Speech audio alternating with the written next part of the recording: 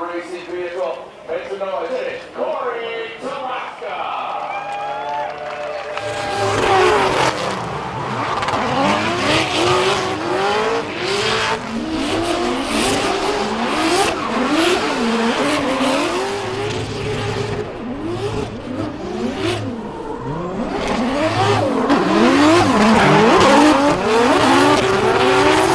I'm thinking, I'm like, it was pouring rain out, dude. That thing is a Hi. mess. We're live. Hey, hello. Hey. Another semi-hot cold start here on the old behind the camera live stream. We're back for another What's one. up?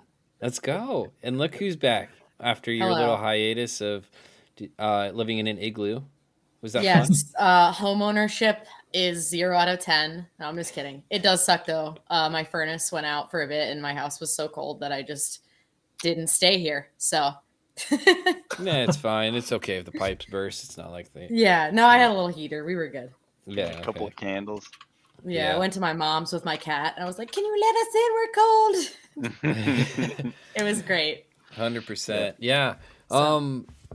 We got Herbie again as usual. You know, the calm, the cool, collected. You know, the guy that always comes back. I appreciate you, buddy. You can't get rid of me. You know, I try sometimes, but you know, it's okay. And then we have the lovely guest here, Cory Talaska. Welcome in, buddy. Thank you for being here. Thank you for having me. Yeah, and see, you and I can relate because we know what it's like to freeze. We do. That is one thing that I feel like you understand my pain of living in Sarah's real pain. Sub 100 or sub 0 degree temperatures, and just it. I mean, is it cloudy over in Wisconsin? So for those of you who don't know, he is from Wisconsin. Is it as cloudy in Wisconsin as it is in Michigan? Because Michigan, we don't see the sun for 3 months. Honestly, it's kind of the same. I mean, I think, and we're both equal distant from the side of the lake. That depending on what's going on, we're both getting the same. But I don't know. Yeah. Winter's been weird. We used to have snow when I was a kid, and now we just get cold and no snow. So it's that's a good point. It's just gross. We actually did get snow where I'm at, but like in the last couple of years we haven't really got much, and it's like it's kind of been fun because I'm like, oh cool, snow, but now it's all melting and now my yard is a pond. So there's that. But again, we are here for another Thursday. I don't think we haven't missed a Tuesday or a Thursday since we started this, and I mean I've had to miss a couple, Sarah's had to miss a couple, but Herbie I think has been on every single one.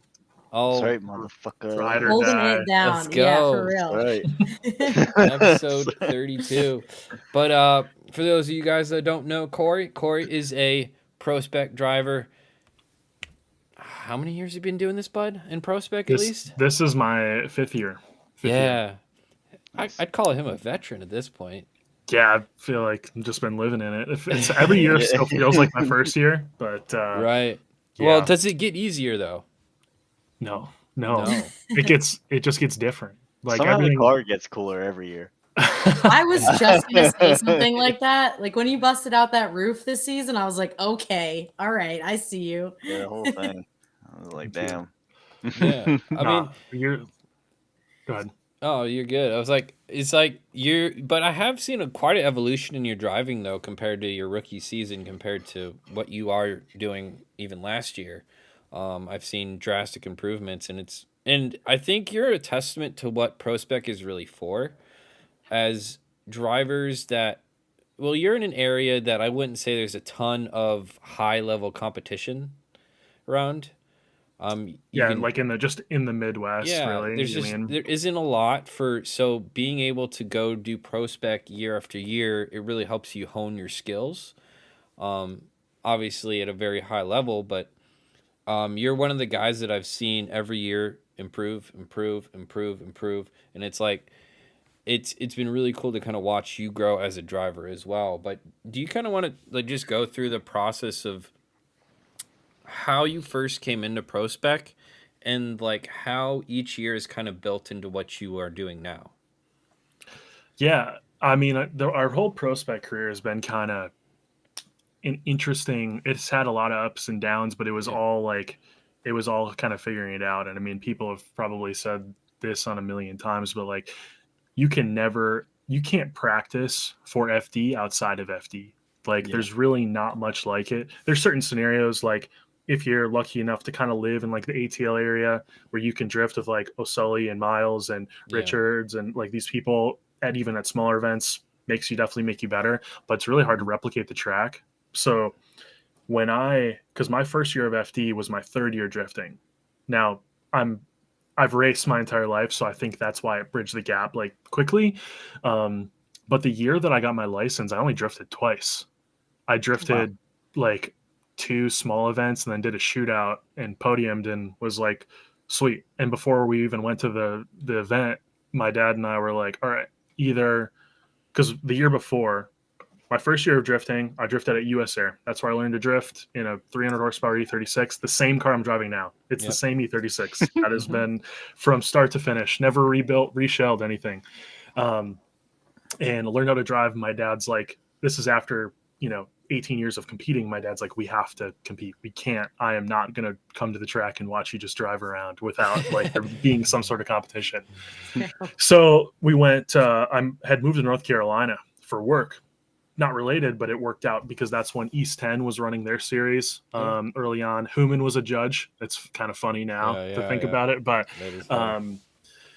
we finished 4th, so we just missed our license. Dimitri got his license in that series out at the same one with him, and then the other 2 people who got it didn't use it. And it was one of those things like the beginning of the year, I sucked. It was crazy. End of year, started to put it together partially. And then the next year, work was just crazy. My entire life, I've always worked in like the entertainment industry. So like it's super volatile, it's traveling a lot, all this stuff.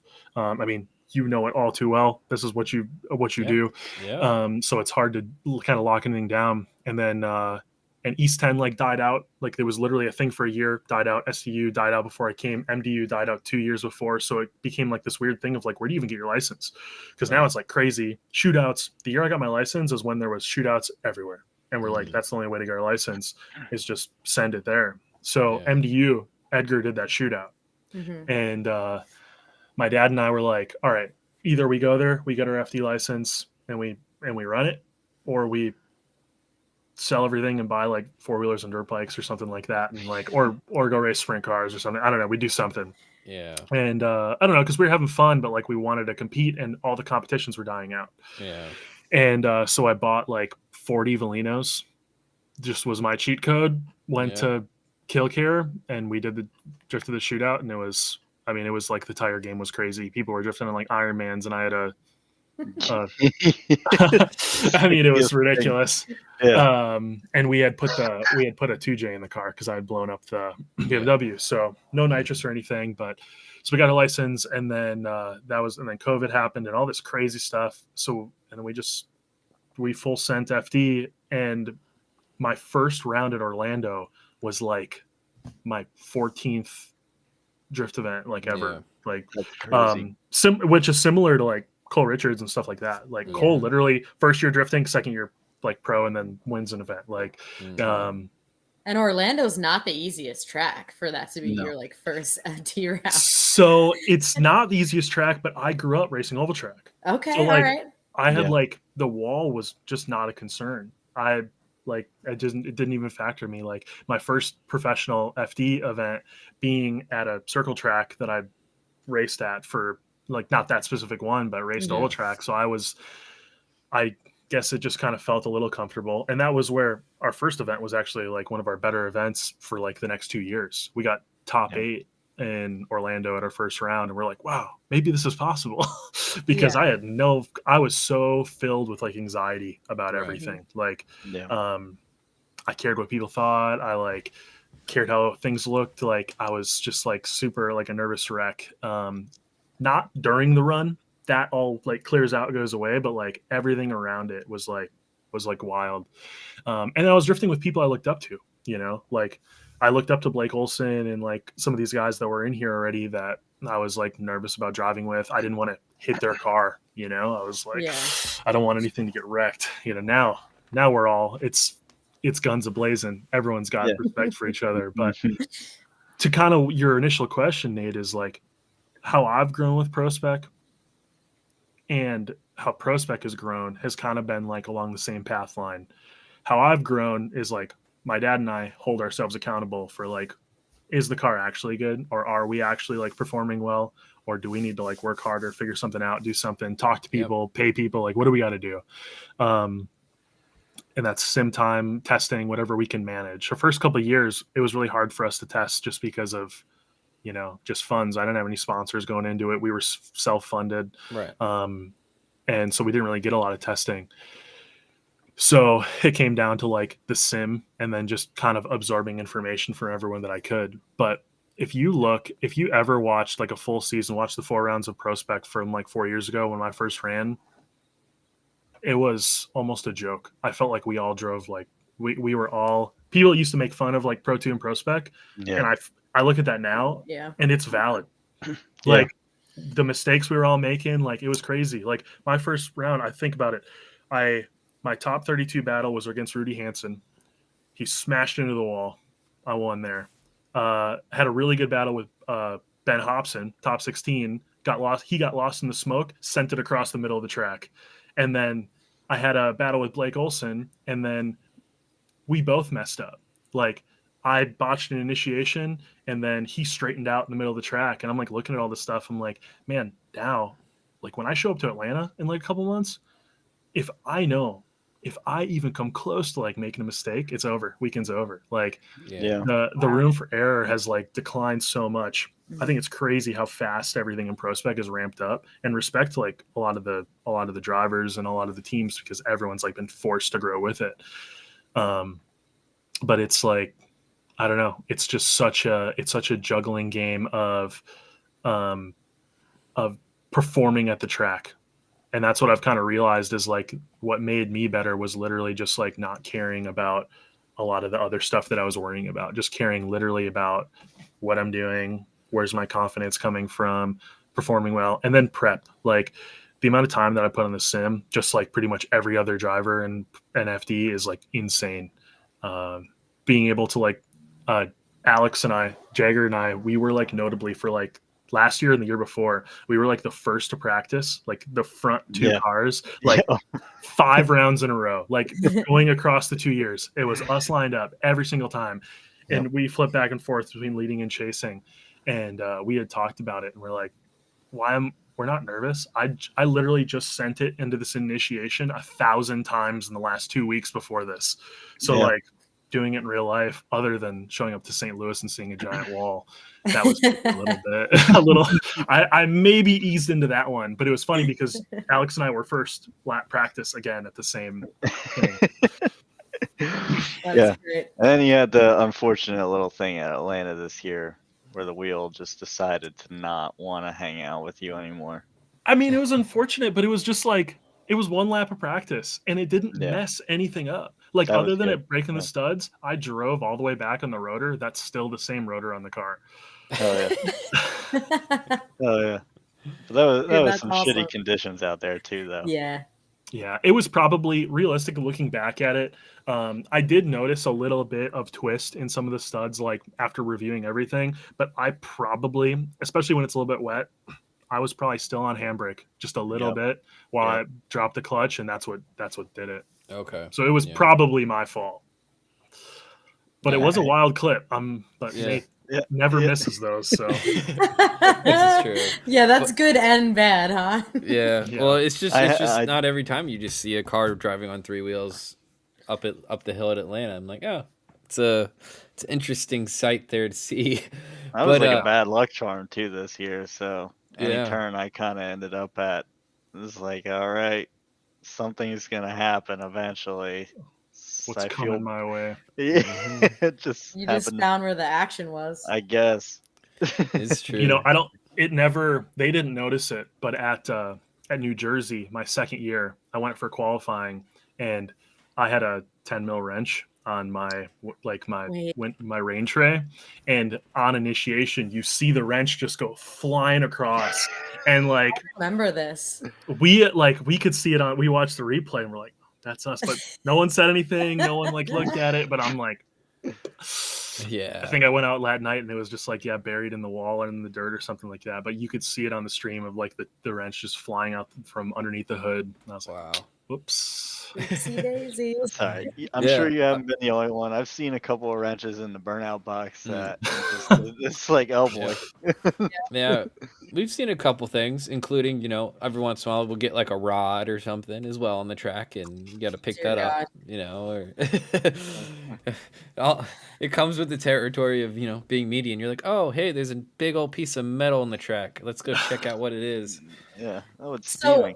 How did you transition from circle track racing or the other forms of motorsports you've done into drifting? Like, what sparked that interest for you? Honestly, I always just go back to, so I raced legend cars and circle track stuff all on pavement up until I was like 16, 17. And during like that 16, 17, when I was still racing is when Ryan Turk and Forsberg were like dropping a lot of those like missile car videos, and Turk was drifting through the woods in his 1JS13 and all that, and like I was kind of just like intaking all that media. There was a professional BMX rider from the UK. His name's Matt Webb, or Mark Webb. He used to be super into like slammed Volkswagens, and I was like in the whole European stance scene, and he did this video where he drove his TDI Rabbit into his skate park and flipped it on the half pipe, and I like that like branched me. I was like, okay, this dude's like hard, like I gotta check this out.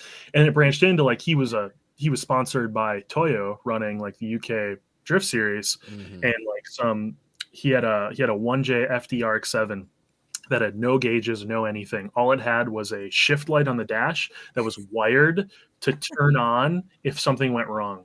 I don't know. There was something about like between like the Ryan Turk videos and some of the other stuff that I was seeing when like Driftworks was making content in like the UK that I was like, man, this just looks really fun. And like, I also just want to build a really cool car. And my dad and I just kind of made the decision, was like, and we just sold everything we had and then started putting a car together. And I was like, I just want to drift. I don't know what that means. I don't know what it's going to turn into. I have no idea if I can even do it because I didn't have a sim at the time. The only, it was just Forza or something like that. But that was kind of what enticed me, I guess. Nice. Those Legends cars look really fun to drive. Obviously, I saw the Adam video and I was like, dang, that looks like a riot. Yeah, that's what I raced. And honestly, I think like that taught me a lot about bridging into like driving, because I was racing those from when I was like 12. So I spent a lot of time behind the wheel, and those are like a YJ 1250 sealed motor. With like a little sequential like motorcycle trans, but they have way too much power for the tire. So they had like a Federal 595, a POS like hard tire. Yeah. So, and we raced small tracks where you're on and off throttle like a ton, and it taught me how to like drive a loose race car. And I think that's what like kind of taught me a lot of, not necessarily drifting, but it taught me a lot of like instant mind, like muscle reaction time. What to do when you feel the rear end stepping out, and like when to get back on throttle. But like you were a snowmobiler even before that. How long? That was the beginning of my career, but that was just, I raced ice oval snowmobiles. Okay. So, but that was when I was like 4 years old to like 7 or 8 or something. So like super young.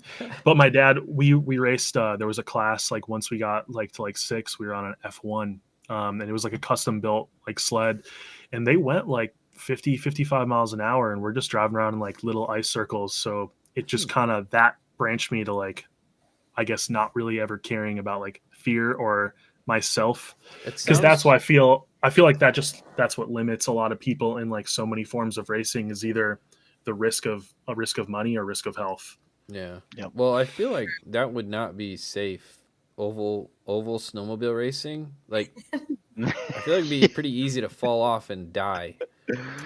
Or just flip. I'm sure it's kind of hard to like get those things to start skidding out to get the turn going.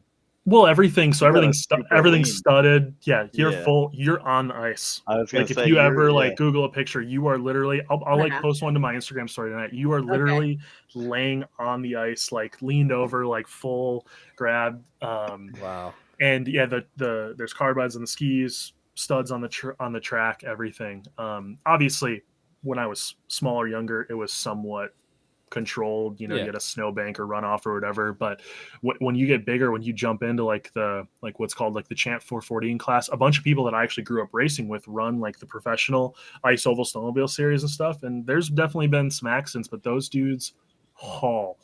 Like, I bet. Yeah. It's ridiculous. Well, they weigh nothing. Correct. Yeah. You're just strapped to a rocket and just have fun. Yeah. I mean, I've driven my fair share of snowmobiles, but I've always felt like racing these things is absolutely insanity. I've never ridden one still. Really?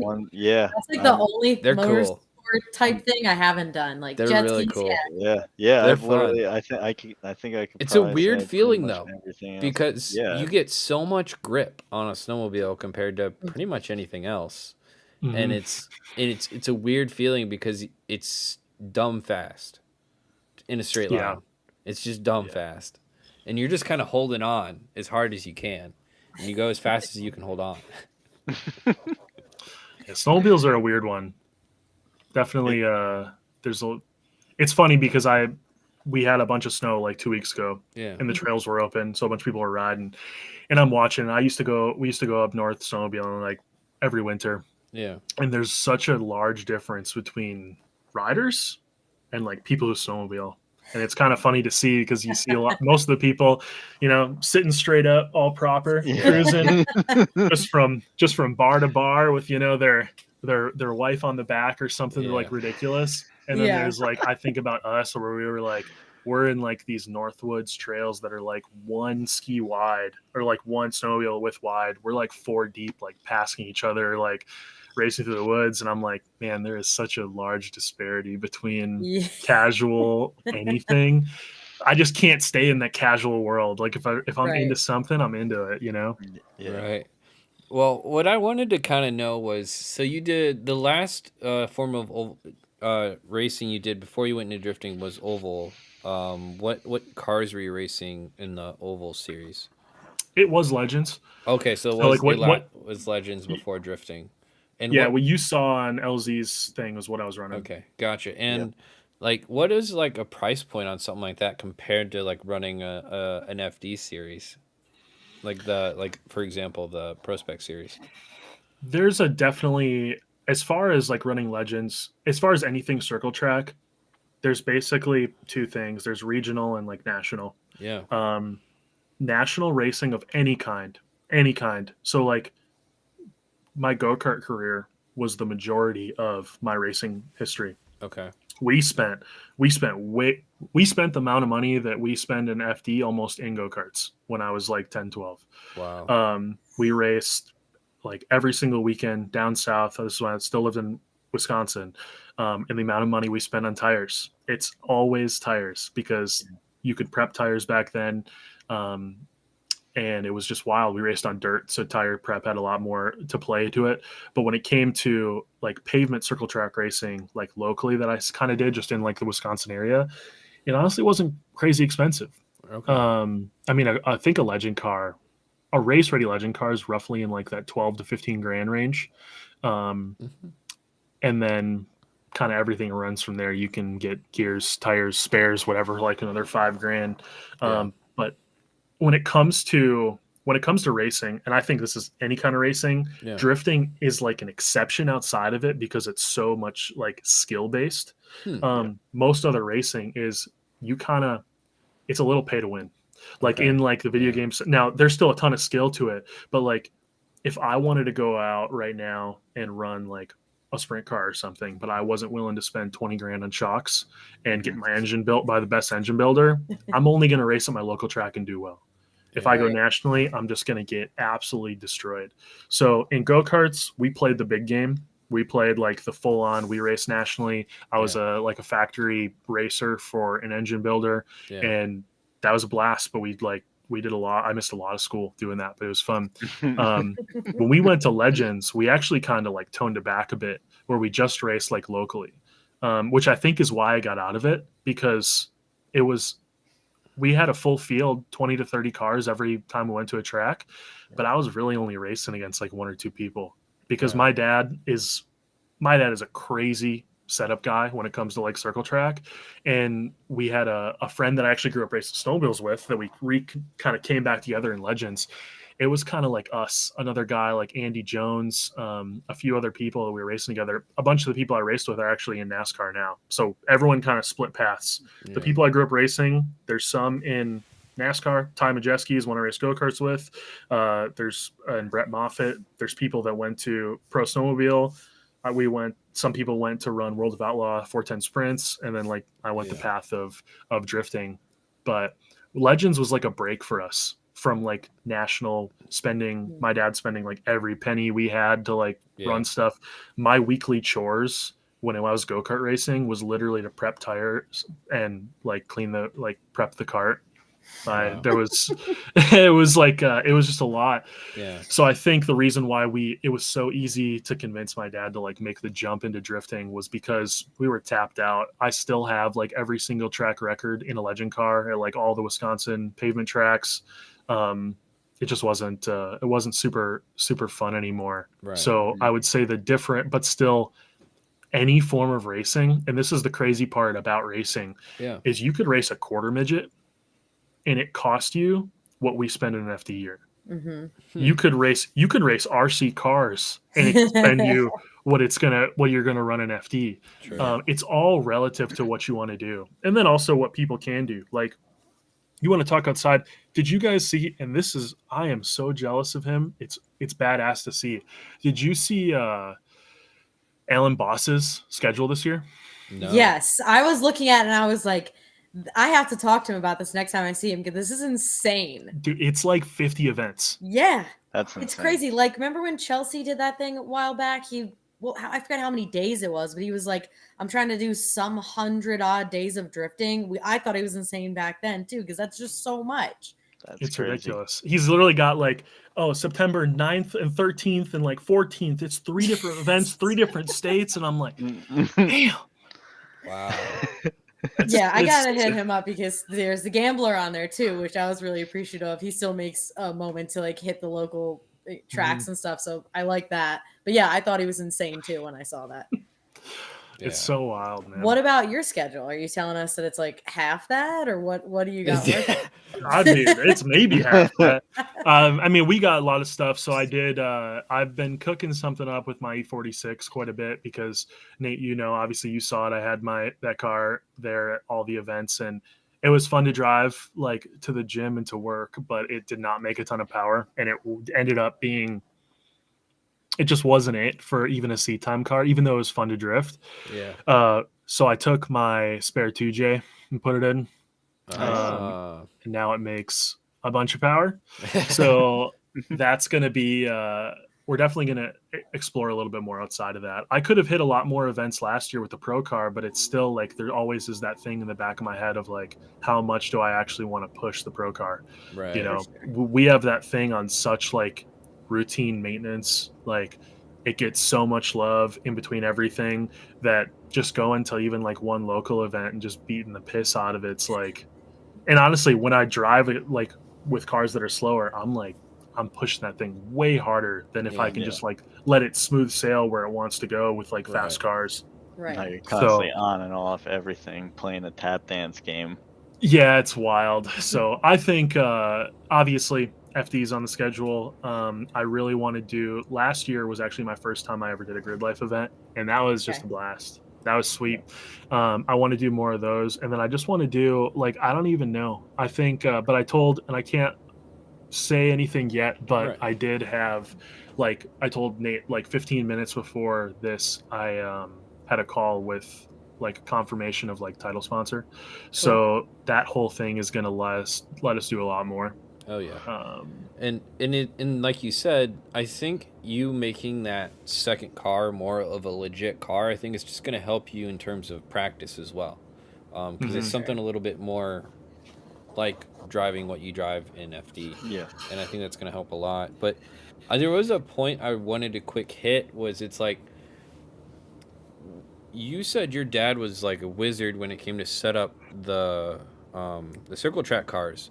How did he handle setting up drift cars, and like how did that all handle and go with? Because now I know you have someone else that also helps you set up like the suspension side of it. So like, was it a big learning curve for him? Did he have to kind of have some humility when certain things didn't work out? Like what was the process with like, because it's completely different, I would assume.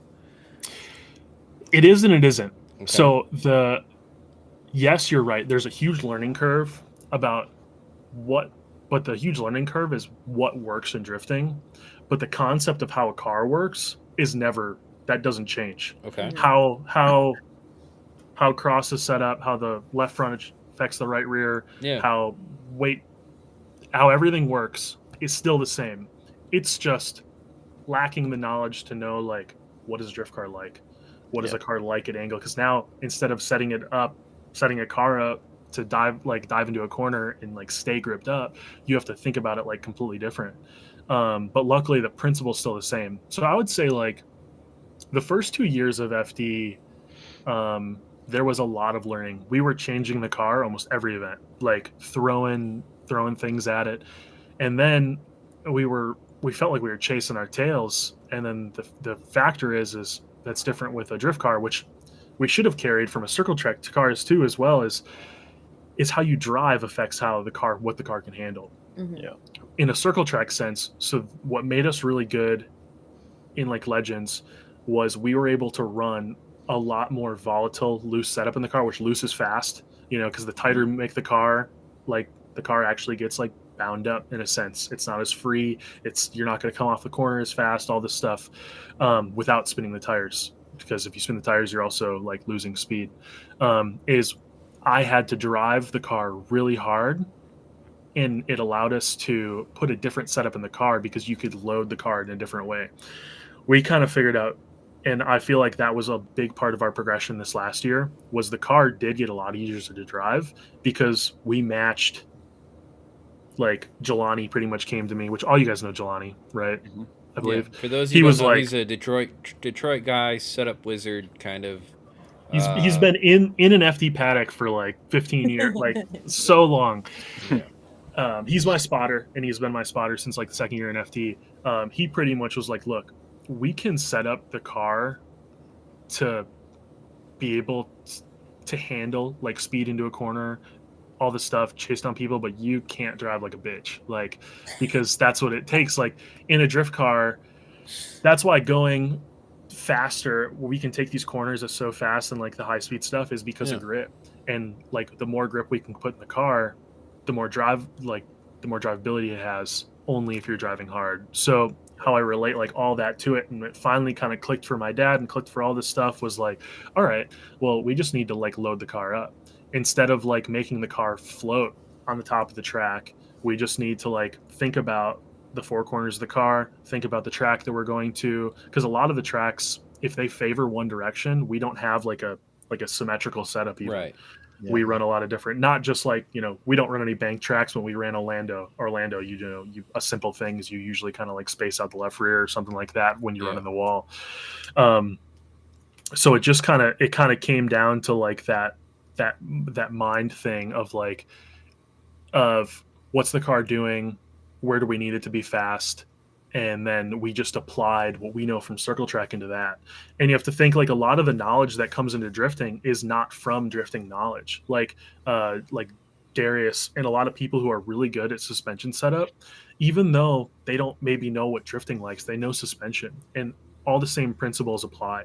So this year I'm like stoked to have, so Jelani's still my spotter, but we have Darius full time as well, which I believe Nate, other people might not, but he for a long time worked with Beamer World and their traveling road race team, and he is just a nerd, like in the best possible way. Nerd, when it comes to it, he came to a couple rounds of FD last year, and I told him like, do whatever you want to do, don't tell me.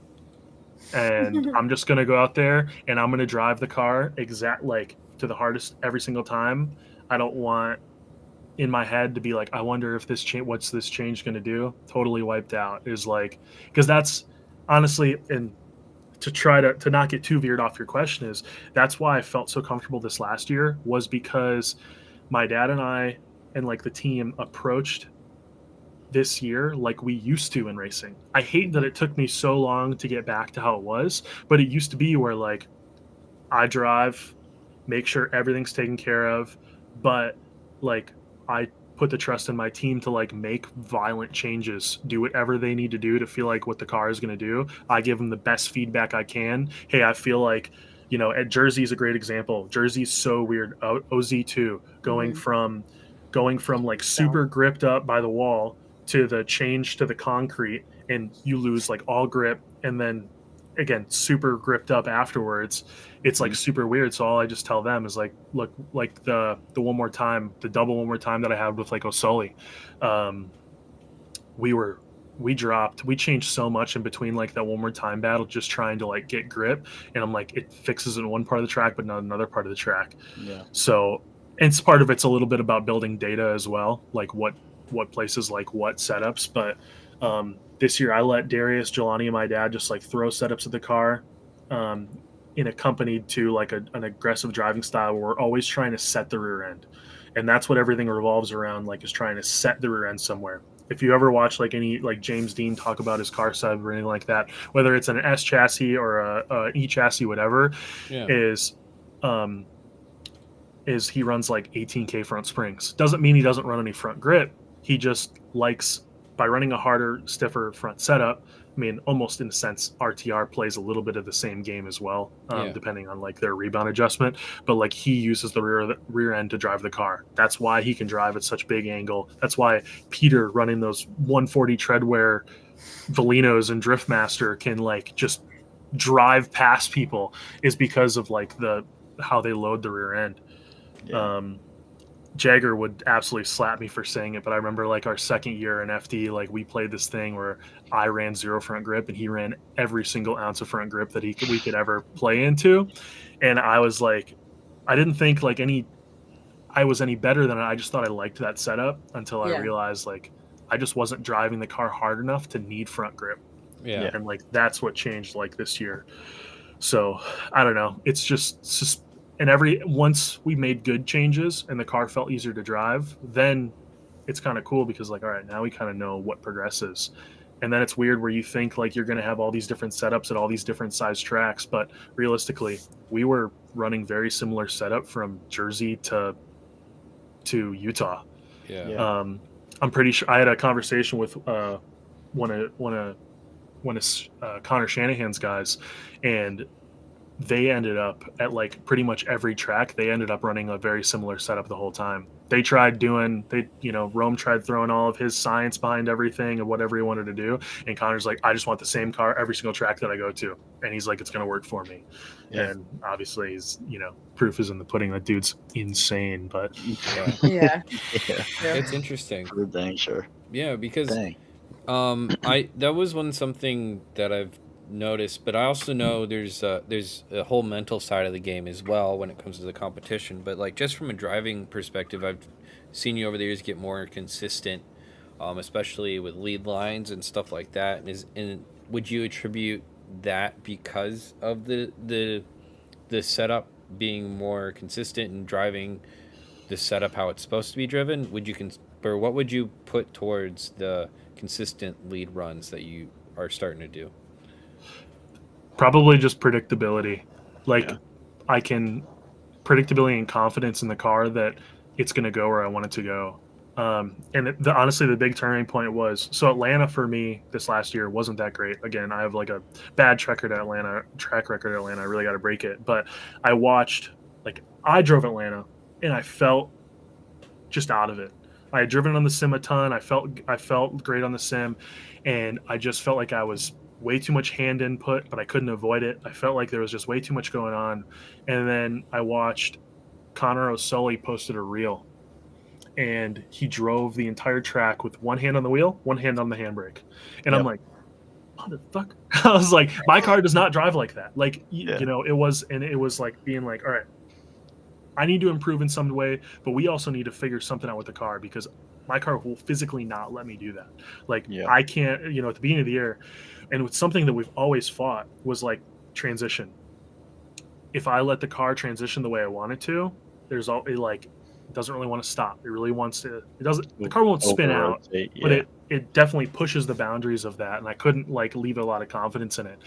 And we were like, all right, we're gonna basically go crazy, change everything, and that's when I drove out to Jersey, like when Nap did a test day, and it was before Jersey, and I mean, we drove out there. My dad and I packed everything up, drove out there. Basically, we spent almost just as much money to do one full test day as we did to go to Jersey FT round. We drove out there with our because we bought. I didn't want to drive the stacker out there, so we bought a 24-foot trailer, put the pro car in, many tires as we could fit, drove out there, showed up, made like 30 laps, changed something every single lap, went to all the way soft on the suspension to all the way hard, changing rebound, changing everything. Put the rear tires on the front tires on the rear. I mean, like whatever, just literally everything. And basically left with a car that drove incredibly well. There was just a few things that like we changed that it was insane, game changing. And then we packed up and drove straight home. So that whole thing was like a 30-hour adventure. Wow. But it was worth it because then we applied what we figured out there the rest of the season. And I feel like obviously battling out of the whole seating bracket thing is like, that's crazy. Because in Pro Spec, there was a lot of good drivers in seating like all year. Yeah. I mean, same thing with Pro, but it was intense.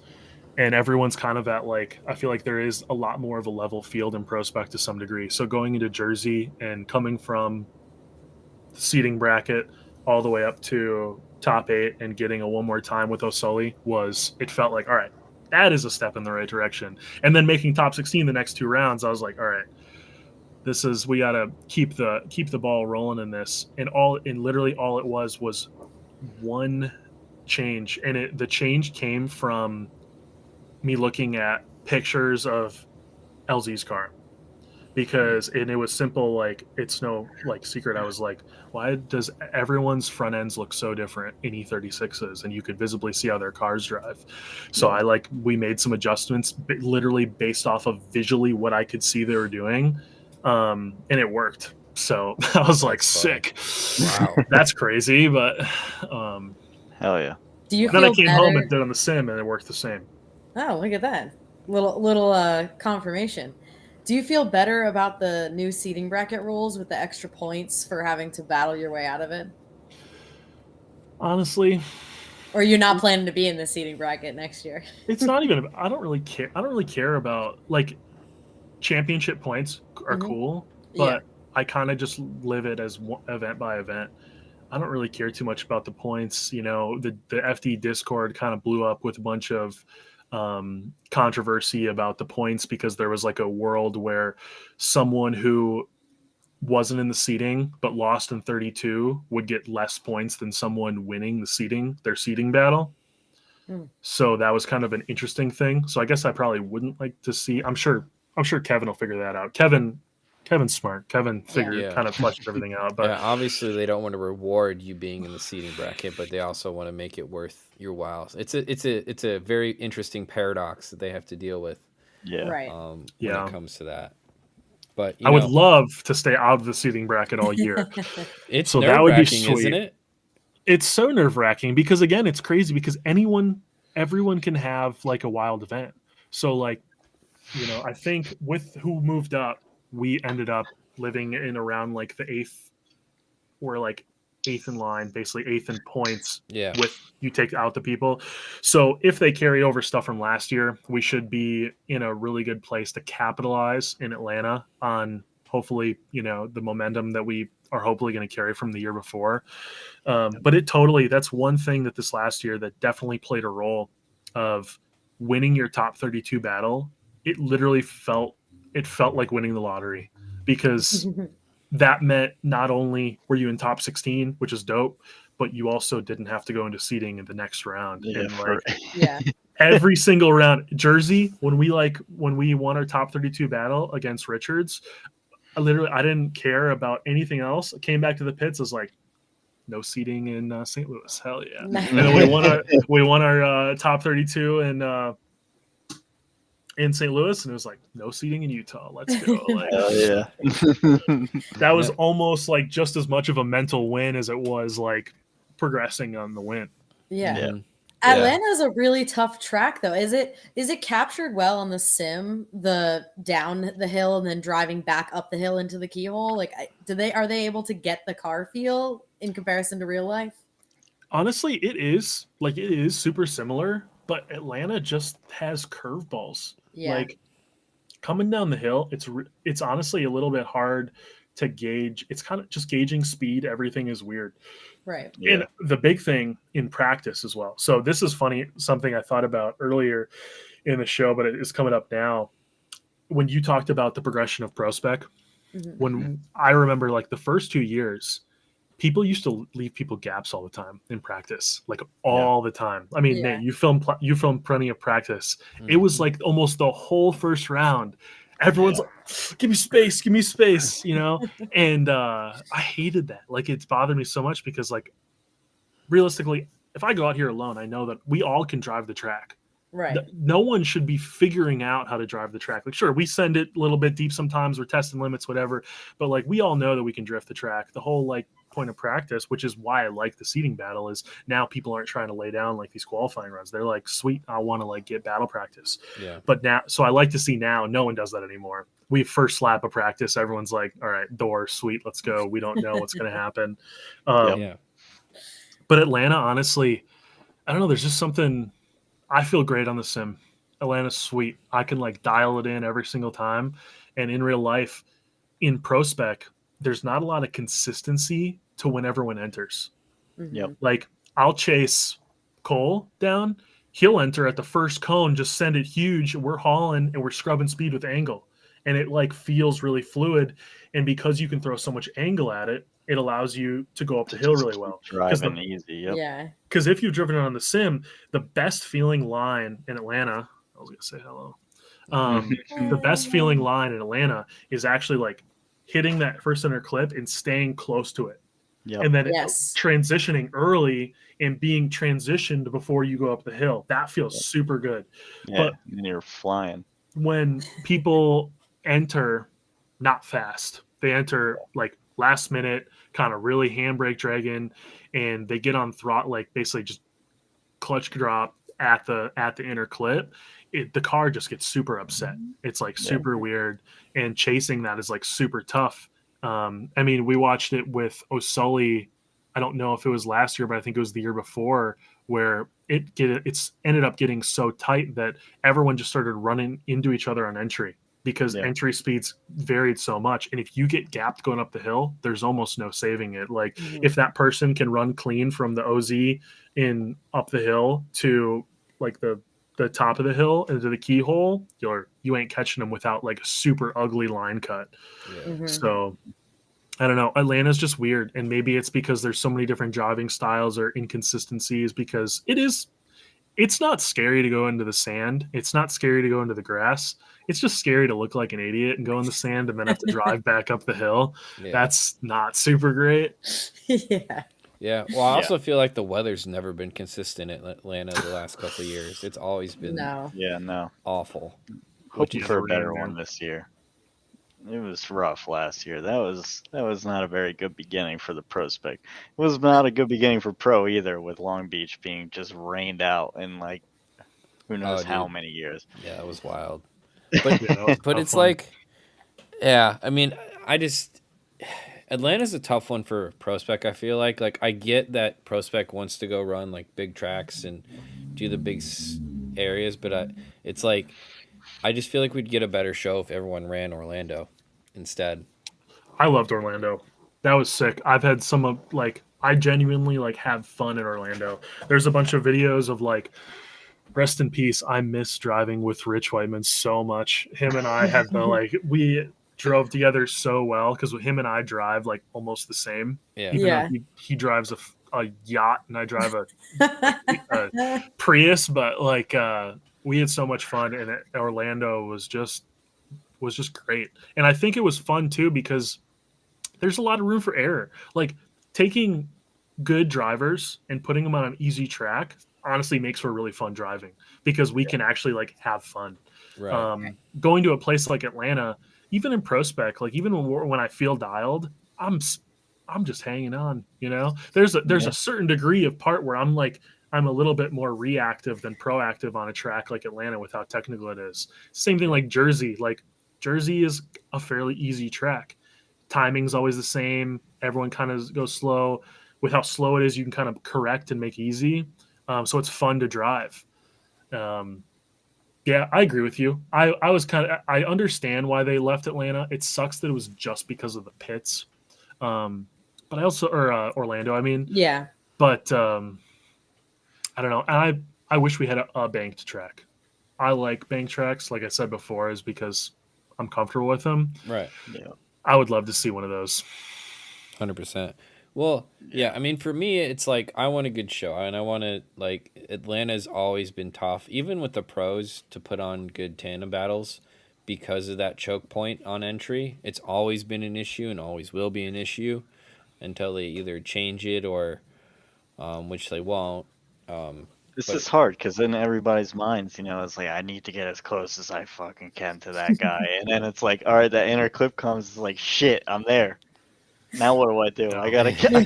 It's like, and their bumper, my nose is here, their bumper's here. It's like, yeah, now we got one of us has to go, Yeah. and unfortunately, I'm gonna lose. So. yeah, So yeah, yeah, it's like picking and choosing your battle. I feel like, and I know even myself on the sim, I choose 50% of the time the wrong battle going Yeah. into in Yeah. the chase position. It's just tough.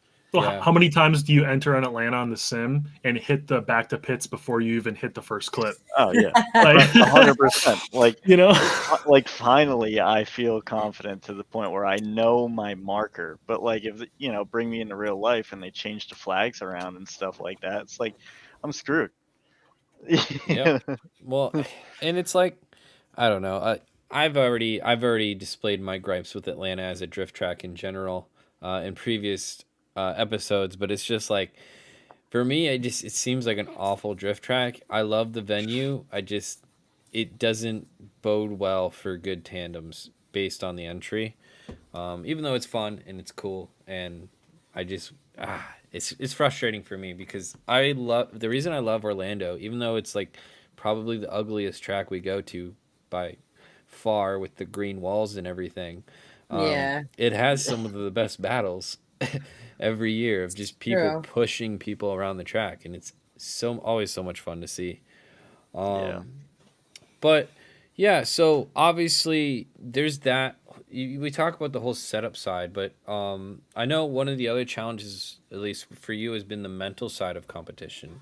And like, how have you been able to improve on that side? Because that's like because you're right. When people, and so here's my thing with Prospec is even when you were talking about people like Ben Hobson, who's the other guy that you said you went against? Rudy Hansen, put in the wall. Rudy Like, and Blake. Yeah. yeah, and Blake. Like those are all fantastic drivers, and they're making simple mental mistakes at a Prospect round, and it's like it's because I know you guys are better drivers a lot of the time than what it looks like in competition. Now, obviously, over the past couple of years, it's gotten better, but like.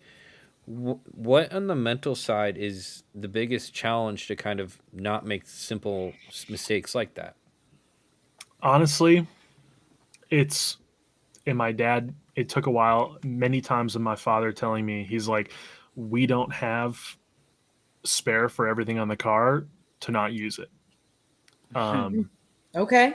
And that kind of went with the mindset of like, because one driver that I like have always looked up to was Blake Olson, and I watched my first round of FD.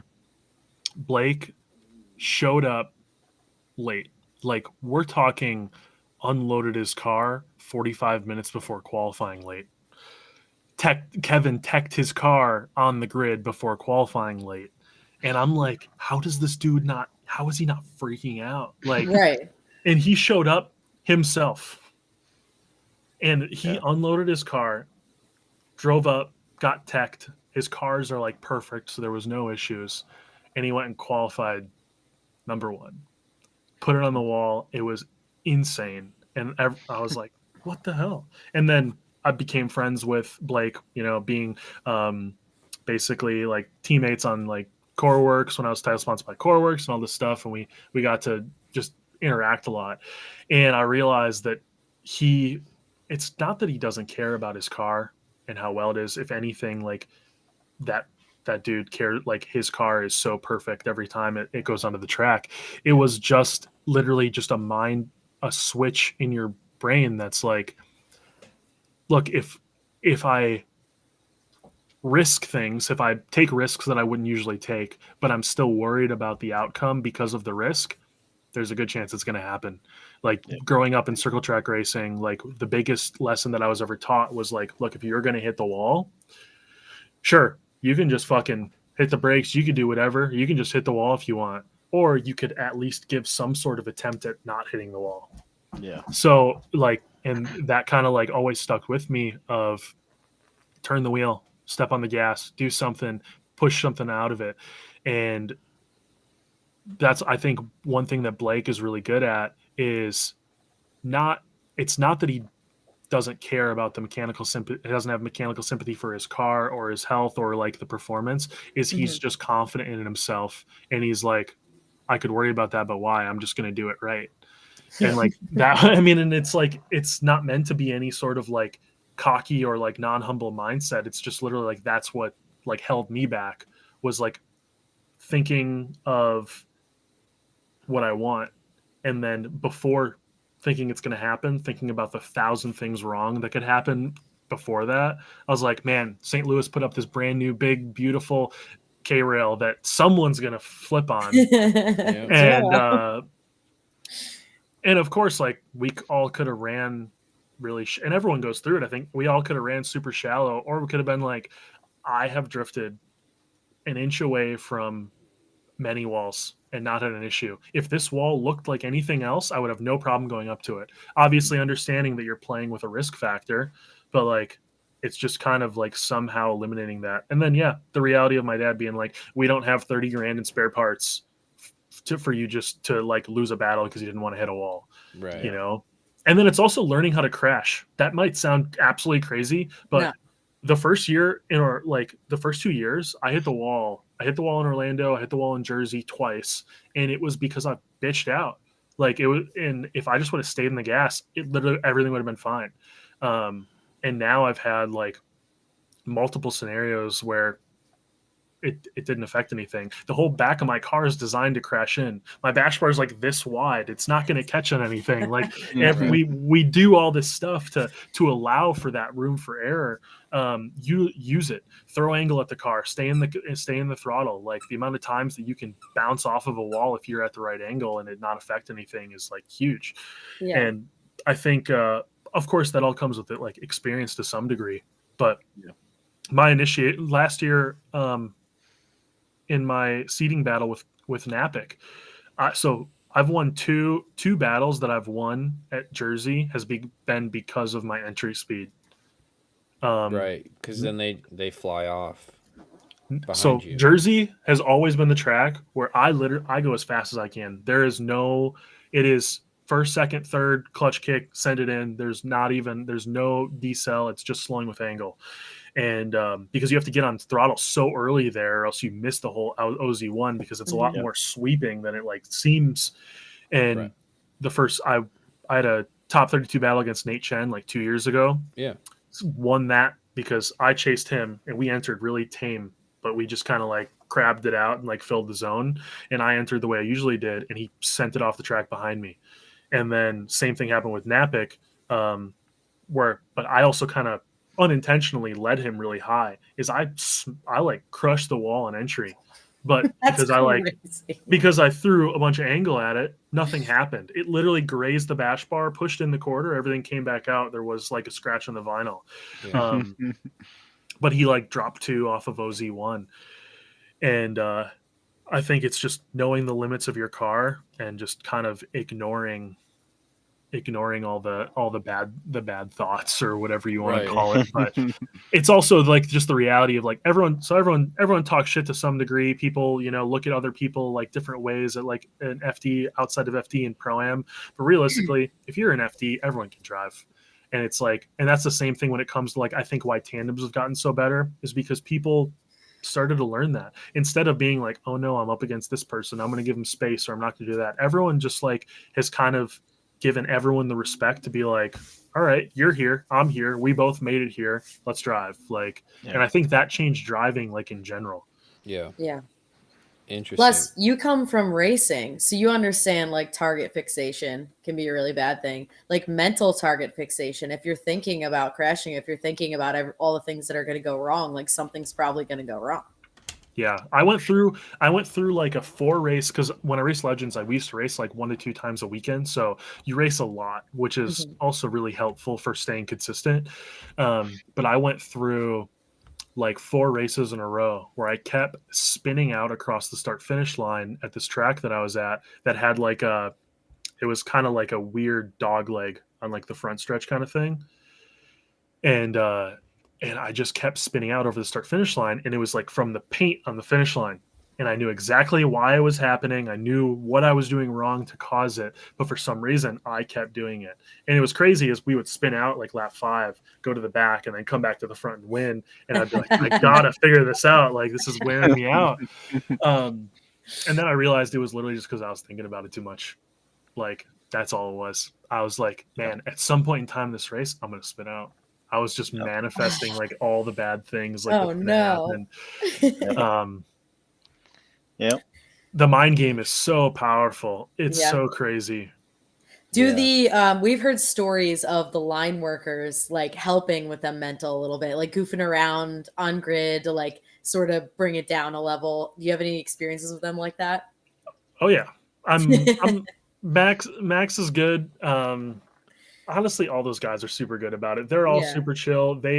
I think that's why Sopa is so good in the tower, because him announcing Pro Spec, he knows all of us. Like, the people watching FD maybe like, don't see it all the time, but everyone from FD and the teams, they interact a ton. Like, there's so much interaction between the teams, whether it's Max or it's Logan, or it's Sopa, like everyone interacts. So it's like, man, if you create this friendship throughout everything, it just kind of makes everything flow a lot nicer. You're totally right. Before I'm getting ready to go out to like my battle, like top 16, I'm stressed out, all this stuff. But Logan's like, good luck, kill him. Like, it's like just a little bit of like weight off the shoulder. It's like, all right, cool. I'm not alone in this huge world, Yeah. That's good. Yeah. It's like a little fan, like right before, like, just a little extra hope. It's just some sort of like reality, because it's so easy, especially when we sit in these cars, and we stay buckled in and we sit there, we hang out, you hear everyone around you is watching the live stream, and you don't know whether it's better to watch or to ignore it, or like to be in your own little world or distract yourself. And all that happens is you just start thinking and thinking and thinking and thinking. I remember like, so when Ben Hobson had his crazy Pro Spec year, like my second year, his team carried him, in the sense of like, they're blaring music through like the headsets. I mean, just like anything you want. I mean, like every time before he would go out and do a qualifying run, they're playing Knuck If You Buck through some crappy JBL speaker, and you see Ben in the car just going crazy, and it's like, he's not worried about anything. He's just gonna go do what he knows how to do. And it's such a game changer. I thought, like, when I first got at FD, I was so like nervous and scared that I felt like being super hyper focused and fixated was what helps. But the reality is just having fun is what helps. If we're not having fun, then like, what's the point? Us having fun, us making food in the pits. I mean, just like creating like a good like vibe, and also most of us in Pro Spec are all friends. Like, we all know each other, which that makes it even 10 times better. When I drive with Ricky, I have way more fun than there's like the people I maybe don't know as well or something like that, because we're sitting on the line and the light's about to go out, even just for a practice run, and I look over and Ricky's just full hand out flipping me off, and it's just like tracks, and it's just something that like totally like it's like, all right, sweet, Yeah. This is going to be fun. Take everything else out of it. This is going to be sweet. Yeah. 100%. Yeah, it definitely is like a big pro sesh out there, like in Prospect especially, because everybody's fighting the same, we're all in the same fight, Yeah, it has to be. And I've heard, and you've probably heard it too, I've heard so many things, and I think it's everyone lives such different lives and everyone's got stuff going on, but I've definitely heard like even from some of my friends that moved up to pro, they're like, man, I want to like pro is such a different vibe. Everyone's so much more serious and business wise, and like they're like, no, everything's still cool. No one's like bad, but it's like it's not the same. You're not drinking together after like after the show or anything like that, or doing our pit bike races in Jersey or anything crazy like that. There's like I think if a certain type of group of people got to pro, those things would still be happening. Yeah. Well, I also, yeah, I get it to some degree though, like it's the business sense. Everything changes. Yeah. If you make the jump to pro, that's you're full time, you're full in it. So you have to take everything more serious. And then also depending on like the sponsors and the partners that you're representing, you have to carry yourself in a different way depending on what those brands are. Right. Yeah. It's true. It's just a totally different thing. A spokesman for some version of anything. Look at the sponsor difference between what sponsors NASCAR and what sponsors F1, and look at the difference in how the drivers carry themselves. You have F1 drivers where people pay for professionalism. You have Prada, Gucci, all these crazy companies with paying crazy millions of dollars in their name on the car. And then, but on the flip side, you have people putting not just as much money, but a ton of money into people like Garrett Mitchell and Cletus and his whole NASCAR debut. Yeah. And they're like, they just want to see a different vibe, want to see different everything. So I guess it just all depends on like your sponsors. I mean, and honestly, Stookie and Casey are a completely good representation of that, with Stookie kind of in a sense being like self-funded. He is only himself. And he will never be anyone other than himself, and he'll never change for someone like that. But there's probably people who, made a smart professional business decision to change their Well, a guy I think of, for example, is Dylan Hughes. I mean, look how many commercials that guy does. But he's also making a living drifting, so it's like, you got to kind of do both. Even when he's doing that, he is more himself than I think that he would be not. Obviously, he tones himself down a little bit. It's like a couple of notches, but just best behavior, Yeah. Right. But it also, I mean, it got him a career in drifting, Yeah. Mm-hmm.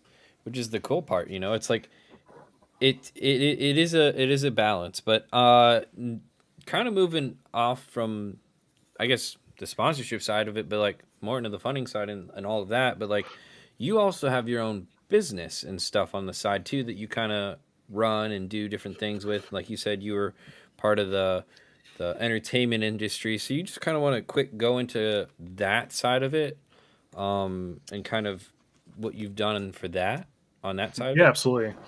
I think to do any sort of professional racing, you need to do something. Like you need to do something. I don't care what it is. I don't like working in other people's cars, so that's like why I took a path like somewhere else, which is like the design. So my company, Talaska Creative, really just it fits like a business model that I was able to create that doesn't really have any restrictions. I don't like fully rely on it, but it gives me an outlet to do a lot of different things in like the promotional world. I think Nate, you knew this, for a couple of years, I did most of Prospect's apparel, like 15 to 20 of the drivers. I did the apparel for them, and that was cool. One thing, it made it easy for all the drivers because they didn't have to worry about anything. I knew exactly what they wanted, and I could bring them to the track. but just doing like living inside that promotional world is something that I've kind of really enjoyed doing, is creating for people. I've always, like I said, my main job is in like the TV industry and like festivals and stuff like that, designing sets and whatnot. So it was like a perfect, and I've done that since I was like 16. So instead of me doing what a lot of other people do, which is just a copy paste, which if they make money doing it, sweet, but it's just selling parts or working on people's cars and whatever. I straight up don't enjoy that, and it's not fun. So I picked something where, like, you know, companies hit me up and they want apparel, branding, promotional products. I do a lot of video work. Nate and I nerd out every now and then about stuff like that. But I just keep I keep all this stuff kind of separate from like the motorsports world. A lot of the stuff that I do for people really isn't in the motorsports world. Yeah, and it's just kind of fun, and it's something that I can work on pretty much at any time of the day. How'd you end up getting into that when you're like at such a young age? It was a family business, kind of like transitioned into it. My uncle designed a style of truss that is heavily used in like the concert and entertainment industry. So I basically started working for them in high school, learned everything about it, and as soon as I turned 16 and got like my license, I started like traveling and doing jobs. And my high school principal was cool with me traveling all the time because I was a 4.0 student. I didn't have any issues with there, but he was like this crazy football fanatic, and I was like traveling to like all these NFL games, and I went to like a bunch of Super Bowls and all this stuff. So he was like, "Oh yeah, you're good. You can miss whatever school you want." You know, obviously I went to a smaller school in like middle Wisconsin, so it wasn't like crazy restrictions or anything. And honestly, doing that, I met a ton of people. So a lot of the people that I still work with today in like the TV industry, they knew me like when I was still a teenager. Yeah. So there's a lot of trust and faith that makes it easy for me to, one, do my day job, but then also like do things for them outside. Because everyone, especially in big industries, does work on the side as well. I feel like it's very rare that's like successful people, doesn't mean happy, successful people are doing one thing. Like it just doesn't happen. And we all just have to try to figure out how to make the most money without losing like quality of life or peace or something like that. And it also helped. That's what my dad did too. So my father was like a big senior PM in like the TV world. So it was like, oh, you're Bill's kid, you know? So I like kind of got a little bit of a fast track to like some sort of respect in that world. It kind of helped me do, and because my day job is from a computer anywhere, it makes running Talaska Creative a lot easier. If I need to get quotes, I deal a lot with China and stuff like that. If I have to deal with something like that, it's a couple of emails. It's a quick job from that. So I don't know. It's definitely has its caveats, you know, like anything, but no, 100%. Well, I mean, it's like you said, you got to do what you got to do to make things work, right? But I'm just kind of curious, and maybe this is a little off topic for this pod, but I just want to know about filming the entertainment industry and like kind of like how do you, because you do like concerts and stuff, right? Yeah, so we do a lot of, well, it's mainly we do activations for festivals. Okay. So like if you go to like a Coachella or Lollapalooza, we have basically structures there that are designed for activations. Like last year we designed more, but I was on site. I did Coachella and Lollapalooza. We did Google Pixel, and then we did Uber One. We were at Rolling Loud. So we're basically just dealing in like the sponsorship branding world, where like a company's like, hey, we have X amount of dollars. We want to basically set up a branding booth. This is some parameters we have. Here you go. And we kind of design a system around that. Do they send the people, or do you have to get the people too to man all that? Or like... we have a whole company. Okay. That's owned by a group of 3 people that I used to work for as well. We used to owners of like other good companies branched off, started this other thing. And that's what I'm a part of now. It's called Infinite Structures. The website's pretty cool. We were just I spent this off season has been so crazy for me because I've been trying to balance because I know all of you know the amount of time you have to put into a program, like a Yeah. racing program. It's literally a full-time job. Doesn't matter if you do it for Pro-Am. There's so much effort that has to go in. But I've been stuck traveling so much for like work. I went from Miami and Rolling Loud, basically went to Christmas, and then I spent like the first month of the year in New Orleans for the Super Bowl, and trying to like manage everything you're supposed to do like while doing all that is like, it's just really volatile, I guess. Yeah. So No. you got to see the game? No, I didn't. I left before the game. Damn. I did Oh, not. no. I did not.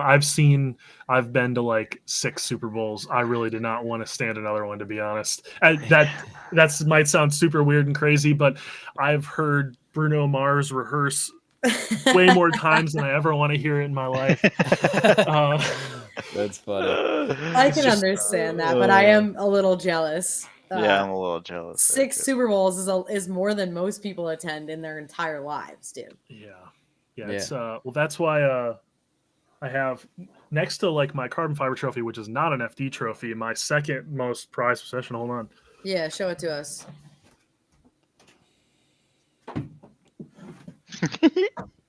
He's gonna pull out some game ball. We've done a little show and tell on the pods recently. I know we have. Oh, Golden Globe Award? Stop. What? No way.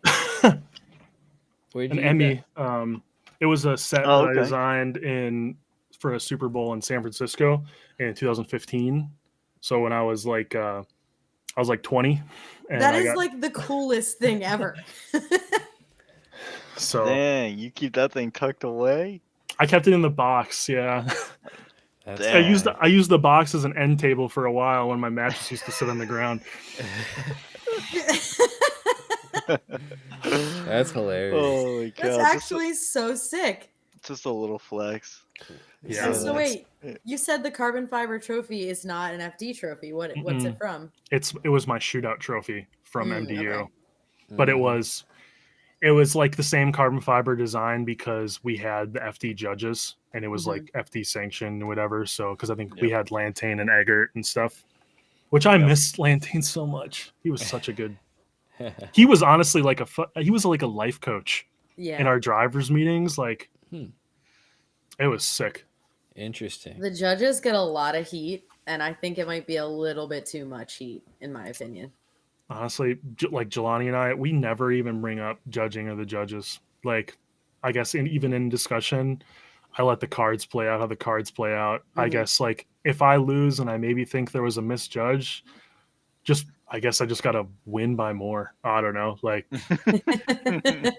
I mean, Lantane used to say it. It's like burned into my brain. He's like, "Don't leave it in the judge's hands. Mhm. If you aren't Yeah. going to be happy with the outcome, don't leave it in the judge's hands. Close the True. gap, make the correction. Don't They be say it weird." all the time. I won't say names, but I've been in a tower announcing, and I've had drivers come up and throw. All I can say is a temper tantrum. And Oh, I'm yeah. like, brother, man, I don't know what you want me to do. I just hold the microphone. But have you tried not leaving it up to the judges, like winning so clearly that they have to give it to you? Like, Yeah, but I can see where you're coming from on that. for I can see, announcing at like the gambler stuff, because one thing that we don't have to deal with is you dealing with the people of like, oh, these people they brought their big pro cars to the grassroots event. Yeah. Ooh. Yeah. When the gambler first started and like clutch kickers and stuff, I wish that I could just go crazy keyboard warrior, because I hated seeing all that stuff. It's like Yeah. you offer, and the thing is, drifting is crazy because there's a lot of people in the drifting sport that don't have a background in racing, and that's True. like a really big change. When I raced go-karts, you have to think, I raced oval go-karts, nothing crazy. Like, I was a little kid in 2012, no, not 12, 2010 or something like that. We won like a total of like $58,000 in winnings, basically. And what I mean by what I was getting at towards that is, if there's money, anyone will show up. It doesn't matter. And like, gloves are off. Like, money racing, it's in every single form. Like, there is no limitation to. So you pop a shootout out, you can call it grassroots all you want. If you're paying $5K to win, $10K to win, Yeah. People are showing up. Pollard showing up. Madison Mhm. showing up. You know, Mhm. like, you know, these dudes are coming. Like, you can't expect to win $5,000 just playing in a small sandbox. You know, I appreciate the Yeah. fact that like gamblers like, oh, we'll make a 235 tire rule. Okay, Sully's going to bring 2 cars and he's going to run both. Like, you know, No, it's funny. Some of the guys run their pro car and just put a 235 on it. Yeah. There's no rule against doing that as long as it passes tech. And so I do see where people are coming from. They want to, you know, come up to a true grassroots competition. But what I always say is like, okay, then if you pro guys show up, they get to drive with a pro drifter. What a Yeah. better way to learn and Yeah. get better than to drive with the pros. And like at the end of the day, like 200 horsepower versus even 800, it sucks. Don't get me wrong, but like you can keep up. All you can never lift. That's the Yeah, difference. there's a few guys that have put a whooping up with their lower horsepower cars, like I Putz always was think killing back it. to the one dude, Josh Lowell, Yeah, in his stock KA, just the S13, and would just get it the whole time. And like yeah, people just get discouraged because, like dog box, you can change gearing and all this, that, the other thing. It's like, well, you've been driving in town or you've been driving wherever. This Mhm. track hasn't changed. Right. And Right. it's not like you're gonna go out and buy a new rear end anyway. So like, let's quit the bitching, just give it a try. Yeah. It's like, Yeah. It's I true. give it up to all the dudes who show up and throw down. I do So too. yeah. Yeah. Well, and Yep. like you said, there are competitions out there, like a street league that's requires you to drive a street level car. So That it's is not true. like they don't exist, but it's like, listen, a lot of people want to see these crazy builds drifting. Like that's kind of the whole point of competition drifting, is to see the Mhm. coolest competition you can think of, you know? I feel like Mhm. that is the goal when you create it, and obviously tire rule is the easiest way to regulate it so that it's somewhat competitive throughout the different power levels, but it's like I Yeah. would want in a series, if I ran a series, the biggest names possible to come up with their biggest cars. Like that's the whole point if you want to grow a series and stuff like that. And if you're pushing away drivers, especially drivers that are good and have followings and stuff like that, it's like it's only going to hurt the series in my opinion. I mean, granted, Yeah. maybe the locals will be upset about it, but it's like, But at the end of the day, any average Joe can now just sign up and compete with Mhm. these icons of what they want to be. I don't like It's at the, cool. and like truly like these competitions aren't an arm and a leg to really sign up for. So like you're getting a ton of seat time. You're gonna get tandems with people that actually like know what they're doing. They know car setup. You can ask them questions. Like it's more of a fun. Yes, it's a competition, but it's like a hangout almost. Right. yeah, But Yeah. interesting. No, I agree. I think Street League does it pretty well. Mhm. Yeah. And I think they've tried. Tire is everything. Like, tire is so tricky. You can even not make a ton of power and tire make a difference. Like I told you, Yeah. I got my license in a shootout and there was a tire roll. There was like a 255 tire roll. I just showed up with 235 Valinos and it didn't matter. Like, Yep. there's just a really big difference in like in Tire tires. compound. That's Yeah. which is why, I mean, even in pro spec, like as much as it kind of sucks that there's like is a spec tire and stuff like that, I've heard the horror stories from like Donati and stuff talk about, well, when it was Nexon and Achilles was 4,000 times better than Nexon, but Nexon and Achilles had to split between the fields. If you ended up on the wrong side of the cards, Yep. you're showing up and running against people with Achilles 123s, which is still notably like One the of the best tire that's It ever is. existed.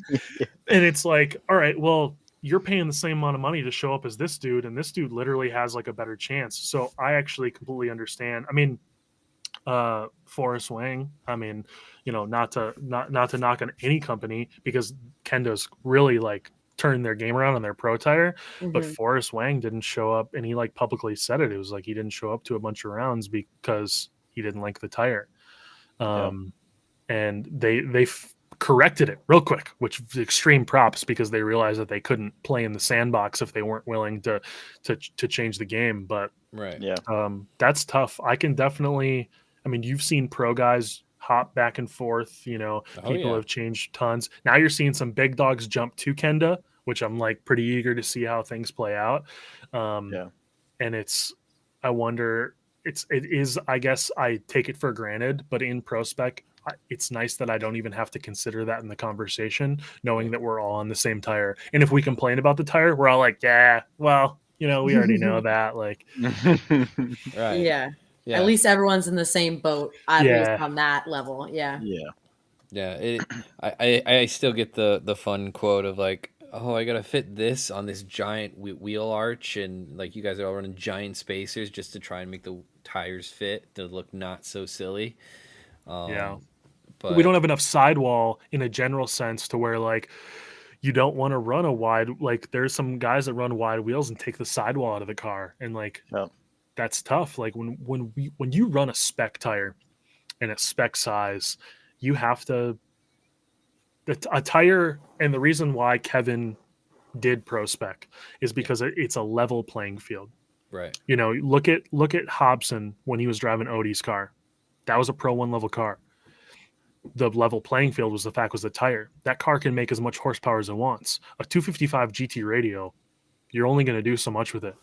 Yeah. So because it comes down to sidewall, it doesn't matter how wide it is, whatever. Like it doesn't matter how much grip you put in the car. The tire can literally only handle so much. So that's why it does kind of level Pro Spec out a little bit to where, I think it is a factor of like what size wheels people run. Interesting. And everything. It comes down to like, so obviously Nate, that I've ran SLR my entire life. Yeah. I am wearing a WiseFab hat. We have totally switched to a totally different direction. And a little bit of the thing is like to get the maximum use of WiseFab, we're changing front wheel size by a half an inch. Wow. And it's just like little things. And Jelani wanted us for this year too to get a couple of rear tires that again is just a half an inch narrower, just to play with like a setup change being a narrower rear wheel to just shape the tire a little bit different on the wheel. Yep. Interesting.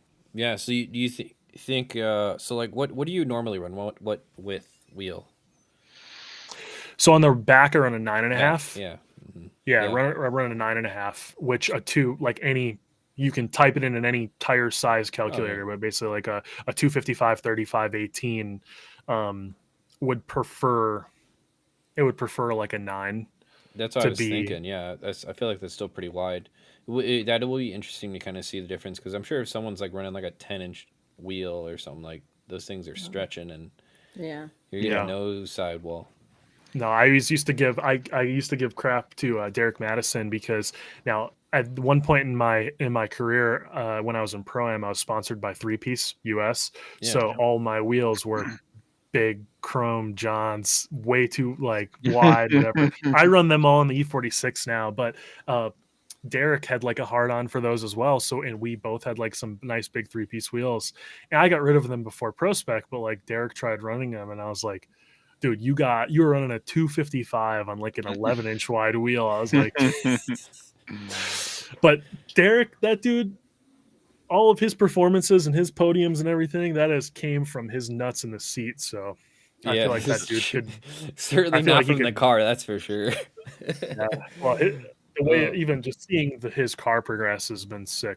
That's Well, once he made that new chassis switch this year, and then getting it all dialed. Unfortunately, the blower just kept giving him issues with throwing belts and all that stuff, or whatever happened. But hopefully, otherwise, I mean, anytime that James Dean is with him, he shapes up real quick. I'll tell you what. It's funny, right? It's like, oh, I'm gonna drive now. It's like, all right, you got to. Yeah. No, Speaking of other drivers, do you have any drivers that you like are stoked to get to tandem with, or anybody that you just like want to shout out that you do not like driving with? Honestly, I haven't had any bad experiences really at all. Like even in all of FD, there's no one that's been like just crazy bad. And honestly, I don't know. Honestly, if there was anyone I was going to shout out, I just need to do whatever I need to do to drive with Rich more. He's not even an FD. I just need to drive with Rich more. Did you see that he does have a new chassis that he's building? And I wonder what that's for. We can only speculate, but Yeah. Yeah. Club who knows? Blues. No, I'm kidding. Yeah, probably. Yeah. One event every 3 years. There Yeah. you go. Yeah. No, I don't know. I miss Rich too. That car was so sick, but it had to have been somewhat of a disadvantage for him trying to do that. I feel Well, like if the 2 years that Rich ran, I feel like if he would have been in a car that he was comfortable with, I think he would have cleaned house. Yeah. Truthfully, I think he would have cleaned house if he was in anything that he was comfortable with. Which I think he started to, but it was just it was brand new to, well, I shouldn't even say brand new, but it was just that chassis tuned all the way up because he has, I think at that point, had driven one in Japan, but nonetheless, like, you're taking that size car against the rest of the field that's in these nimble smaller things, maybe a better wheel, base and wheel stuff like that. length, yeah, Yeah. wheelbase length and all of that stuff, but like he's just got this big old boat and still putting it on the wall, right hand drive and like all that, and then hops in his diesel and drive back home left hand drive and then just erase everything. But now he has the S13, that's right hand drive too. So Yeah, and he's shipping his S15 here, I think. yeah. At least I Yeah. thought, but Could be cool.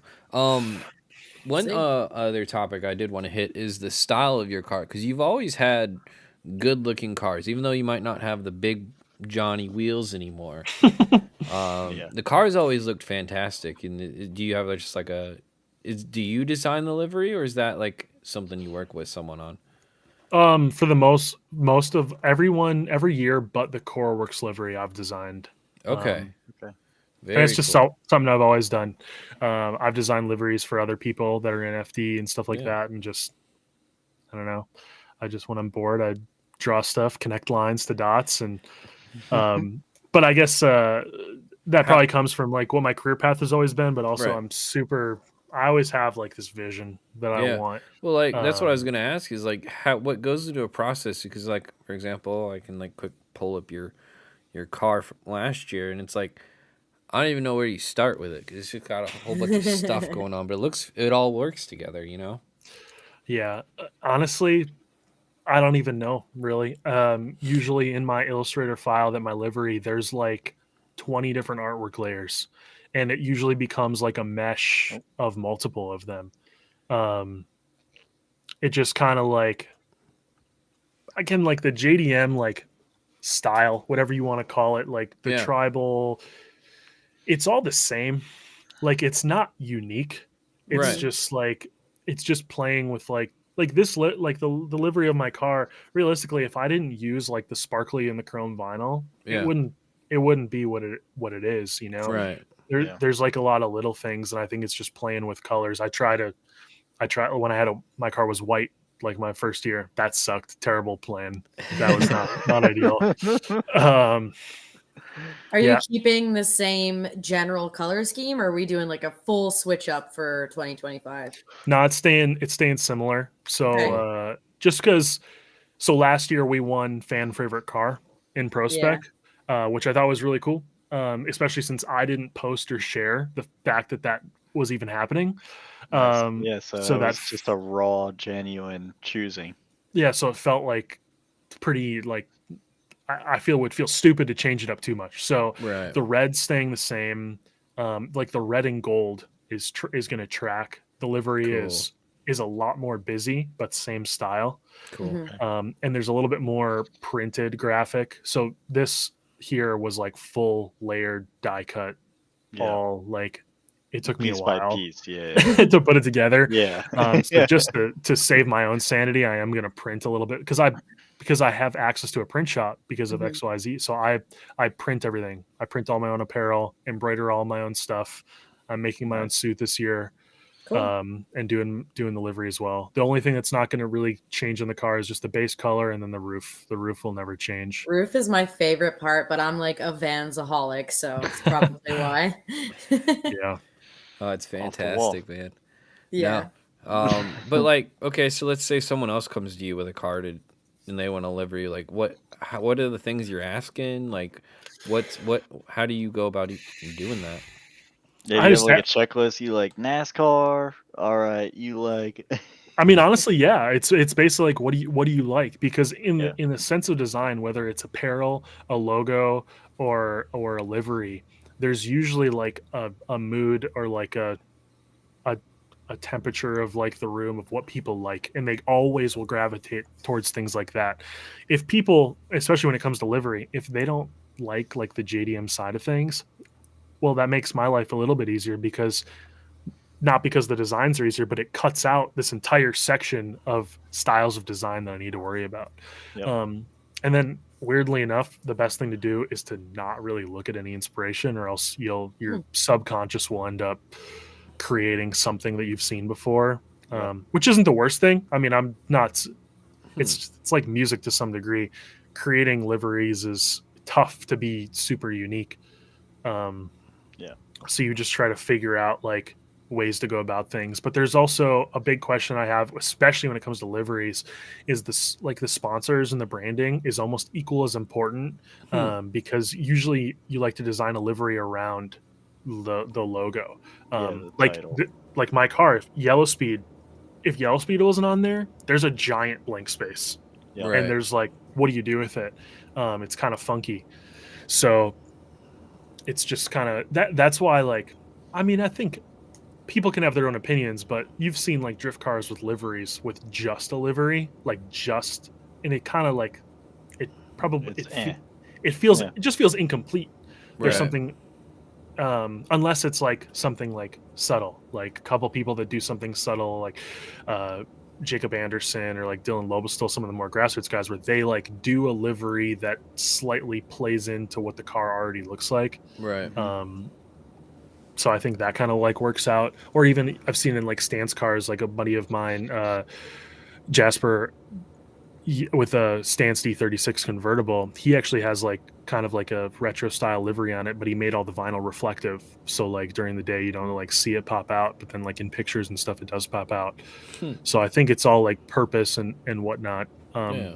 That's And I've interesting. noticed people outside of FD want way more wild liveries. People in FD just want a livery. like they want something on their car. I usually go through way less revision process. So like with Donati, when I dealt with him and stuff, like he was like, I just want to change the color of this. I don't really care. Everything else looks sweet. But when it comes to like liveries and like apparel for people outside of it, it's like they're giving birth to their first child, like, and they're in character customization, like trying to make this like, Yeah.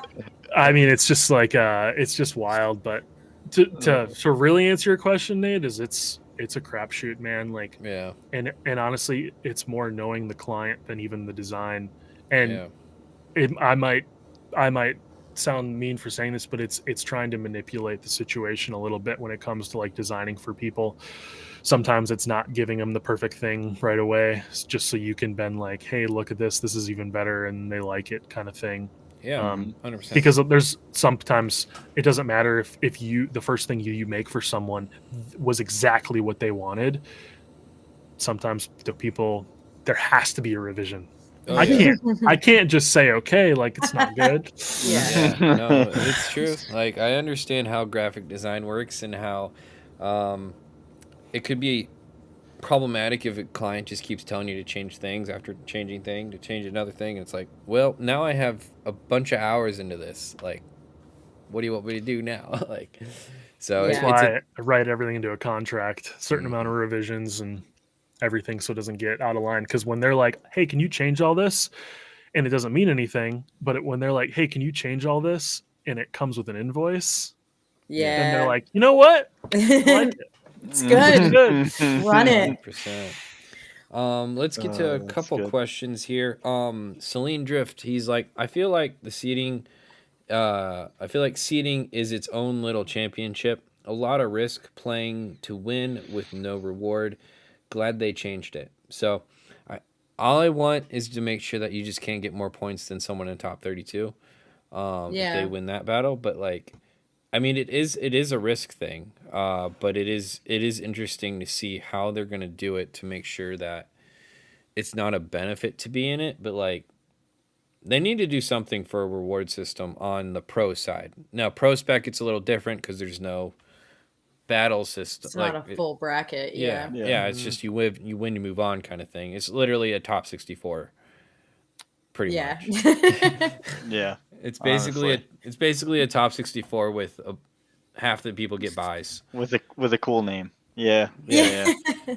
So, but like in terms of pro, it's an interesting element that it is a challenge. Like I said, it's a fun paradox to kind of deal with.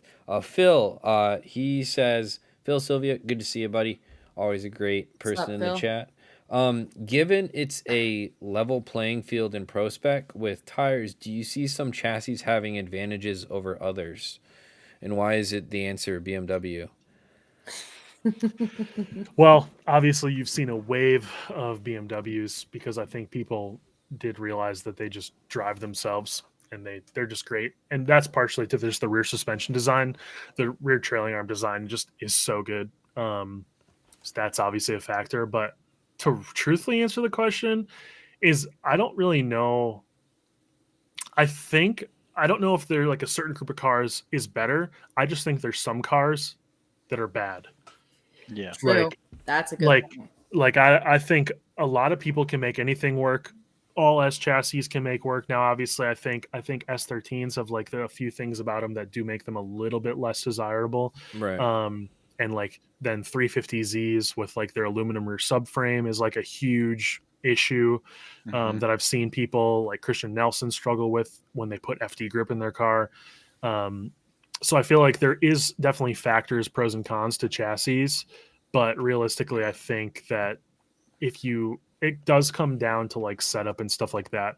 I feel like a good guy could hop in a crappy car and make it look good, and then all of a sudden, like, oh my god, Dodge Stratuses are the best drift car ever, you know. But I mean, I do think there is the whole wave of BMWs into drifting is not a fluke. It's not some sort of fad. It's competition based. You see it in the UK. Obviously, you see it heavily in the US. I mean, I remember when I first started like even building my E36, like, and this was only like 2 years before I got into FD. I had to buy parts from Driftworks from the UK. There was not Drift HQ wasn't a thing. Luckily I could get some parts from like Condor Speed Shop, but there was not an influx of parts. So even though I think people foresaw BMWs falling into a good category and Mustangs falling into like a good category of drifting, there wasn't the support for them. There was support for S chassis and Z's and stuff like that. As soon as the support for BMWs were there, that's what made it more viable for people to run and to execute.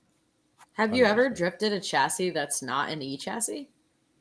So I've only drifted 4 vehicles in my life. My 36, my E46. I've drifted a bone stock GR86. Okay. At US Air. What were your thoughts? Honestly, for only making like 160 to the wheels or whatever it is, the car drove great. It's just mainly the low horsepower cars stock angle is like a huge restriction. Yeah. Like completely to like crap on myself, I spun out like the first 5 laps at US Air because I had been drifting a car basically on like SLR or WiseFab for 6 years. So I went into a stock car and it's only got like 35, 40 degrees angle. And I'm like, wow, this is crazy. Like, this is so wild. And then I guess I live in Wisconsin, so my winter beater truck sees a whole lot of roundabouts in the winter. No, it's true, but it is interesting because I'm sure we'll see more Corvettes in the future pop in to pro spec, and obviously the 8.6s are there, but I feel like I don't know, people make them work. Cole, for example, he makes it work, and like obviously Connor Shanahan over in Europe made his work. It's like, so I've heard a lot of complaints, but people make them work, so they can't be that bad. Well, I think it's because I almost bought. Nate, you remember when Misco and Jelani had that 8.6 they were building for fish? Yeah. I almost bought that Oh, to like, dang. and Turk was like, no. He's like, bro. He's like, it's one of the worst cars I've ever driven. Wow. But again, that's like there's so many factors of that driving style, whatever. Like you look overseas at drift masters, and there's tons of them, and they make them work. So obviously, certain people have things figured out, and there's certain cons. Like the rear tire is so close to the back. If you run walls over there, like you do not have a lot of room for error until it hits. But I don't know. I think it's 100%. accessibility. People stopped drifting S chassis as grassroots because you couldn't buy them. Yeah. Yeah. That's true. Yeah, now they're like gold mines, basically. I mean, And even though I have 3 of them, I still think BMWs are better, just suspension wise. It's true. yeah, no, they work. Let's just say that. We are not almost at the 2-hour mark, but I want to get to my favorite question, and it's do you have an Andy Luck story? An Andy Luck story. Everyone usually has at least one. I don't know. You're usually on your best behavior, so you might have skated under the radar thus far. I've for the most part, I'd like to say that I have a good relationship with Andy. I don't know if that's good or bad. Yeah. But I think I've only gotten yelled at him by one time, and it was one of those times where we were like driving back from top 16, and like my umbrella guy was sitting like on the window of the car. Yep. Yeah. And, we got one of those ear-piercing screams. you don't know where it's coming from. Maybe we're just hearing voices in our head, but it's coming from Andy from somewhere. I hear it. I do a quick once over. I'm like, what am I doing? Do I have pants on? Where am I? Am I not supposed to be here? Yeah, it's not me, right? But truthfully, most of the interactions I've had with him is pretty good. But that is with the caveat of like, I hold him at a very high respect level, so I give him a very safe space to just make sure I am on my best behavior around him. That's fun. You just give it time, bud. Give it time. Something will happen. Eventually. What is this? Maybe you just need to hire like a more like rowdy like media guy. That we've had some media guy stories too from some of their drivers. It's true. They're like, our team's good. The media guy was insane. He got yelled at. Yeah, that was Odie. Yeah, I've always drilled pretty hard of like, and not in like any sort of mean way, but it's like, look, if you have my shirt on or you have like a hard card that has my name on it, every decision you make is basically me making it. So like, if you're ever going to do something stupid, just know that like you doing it is just as bad as me doing it. Yeah. So I've been lucky to. I paid for you to be here to be stupid, so please don't be stupid. Well, you're not a slave driver either. We caught you on the live in the pits. What were you guys eating? Was it PB&Js or was it hot dogs?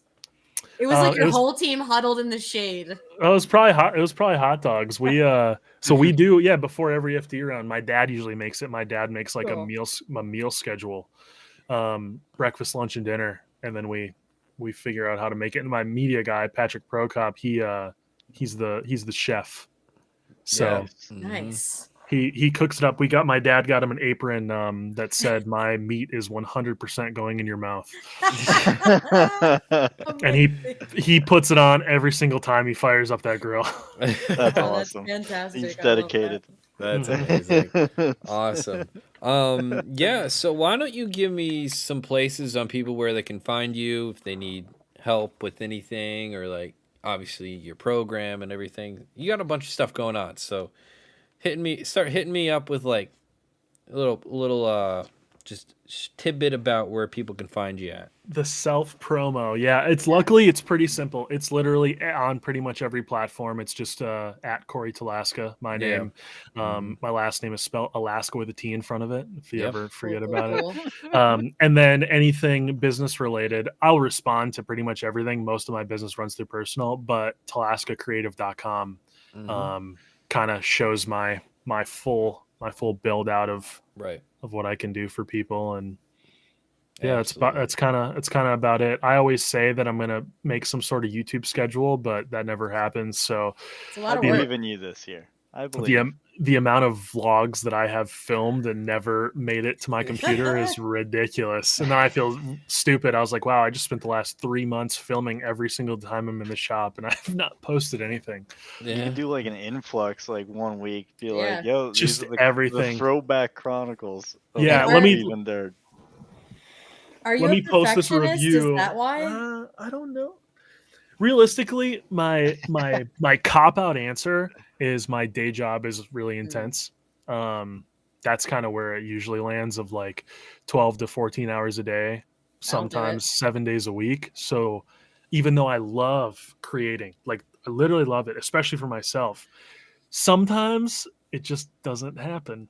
Yep. Fair But enough. yeah, maybe I'll do that influx, because I've never deleted anything, Herbie. So maybe, maybe I'll drop my 2019 Orlando post event So saying vlog. like you do like the week or 2 weeks leading up to the first round, like say Atlanta, and then Yeah. you make one for Atlanta, or like you have your first now like concurrent video that is happening now of like prep for Atlanta. Here we are, like Yeah, last year. No, but I mean like now you have like this one, like Yeah, you could just like record yourself even just driving there, or however you find yourself there by yeah, submarine. Yeah. My yeah. I need to do. submarine. Yeah, post some of my need to do footage to something you, about it. Spot, okay? How would you do that? Yeah, Post some of it. I probably have like, I swear, like a couple 100 gig of stuff just in a Daily Driver media folder. Yep. You gotta give your media guy the keys to your page, dude. Yeah. Yeah. And Nate, But that's Nate, expensive though. That's the problem. Yeah, that might be out of the budget. But like, I don't know. I get it. Like, I have a personal page that sometimes gets neglected, but like, obviously it's my business, so like, I try to stay up on the DDM stuff as best I can. But it's like, it's tough. I get it. I understand how it It's a tricky goes. one. Yeah, and especially when you're editing all day, and I'm like, I really don't want to edit for myself. Like, I just did know. this all Yeah. day. Yeah, I got some Yeah. cool ideas, but like actually, how about No, I swear, my dad the other day was like, because I was working on a livery and a suit designed for someone, Yeah. and they're like, "Oh, you're working on your suit?" I'm like, "No, it's someone else." When are you gonna do yours? I'm like, I don't know. Eventually. Before Atlanta. how Yeah. fast can I get that machine to print? All right, that's when I'll do it. Right. Yeah. Yeah. Oh yeah. Hayden Cash, you doing CNDS this year, Corey? Oh, you do the little you do the check, right? It's check sim drifting. No, it was that was just it was a local, like a US one. Okay. I did one round. It was, I really wanted to run basically like pro-am virtual comp drifting Yep. because it's sick. I have a really sweet sim setup. I love using it. Yeah. But CNDS, the schedule landed on all the wrong weekends. And then, like I said, like I told you, Sarah, the day job kept inflicting in this stuff. So I ended up kind of like know. dropping out of the virtual season. So as much as I want to, Hayden, I feel like it would be, because you have to like petition in, and I got like petitioned in because I'm an FD driver. I filled a spot for someone that I basically took a spot and then didn't use it. And that kind of felt like red. So I don't want to jump into a virtual series unless I know that I can commit to every round. Because that's just not fair to all the people who like grind their ass off on the sim to run this stuff. So that's I'm definitely gonna do the usual and drift with the boys and do all that, but Right. I don't think I'm gonna commit to a season. Now Craig and Anton and them, they've tried to, they're like, technically you have your VDC license. And I'm like, look, you guys are cracked out. I was like, I drift with you guys and you're nuts. I was like, I ain't throwing myself into that right now. So I finally got my first laps with Craig a couple weeks ago, and that was something. I had driven with Anton many a times before, and Brandon I just never get to drive with because he's too cool with me. Yeah. Yeah, I think I'll just keep drifting doing my practice. Now, luckily, even though I like competing and like competing in the virtual, it's literally almost more stressful than like for me. It's like nerve wracking. Yeah. All the people in my like circle of friends that I drive with are all the people running that stuff anyway. So as far to me, the sim is just practice. So 100%. I'd rather keep it Sure. in that peaceful space where it's like fun and not make it like just another thing in my life that's like stressful and adds weight. I don't Another need job. everything. Yeah. What do you use? I have a Sim Magic setup with Alpha U or just a mini Alpha Mini okay?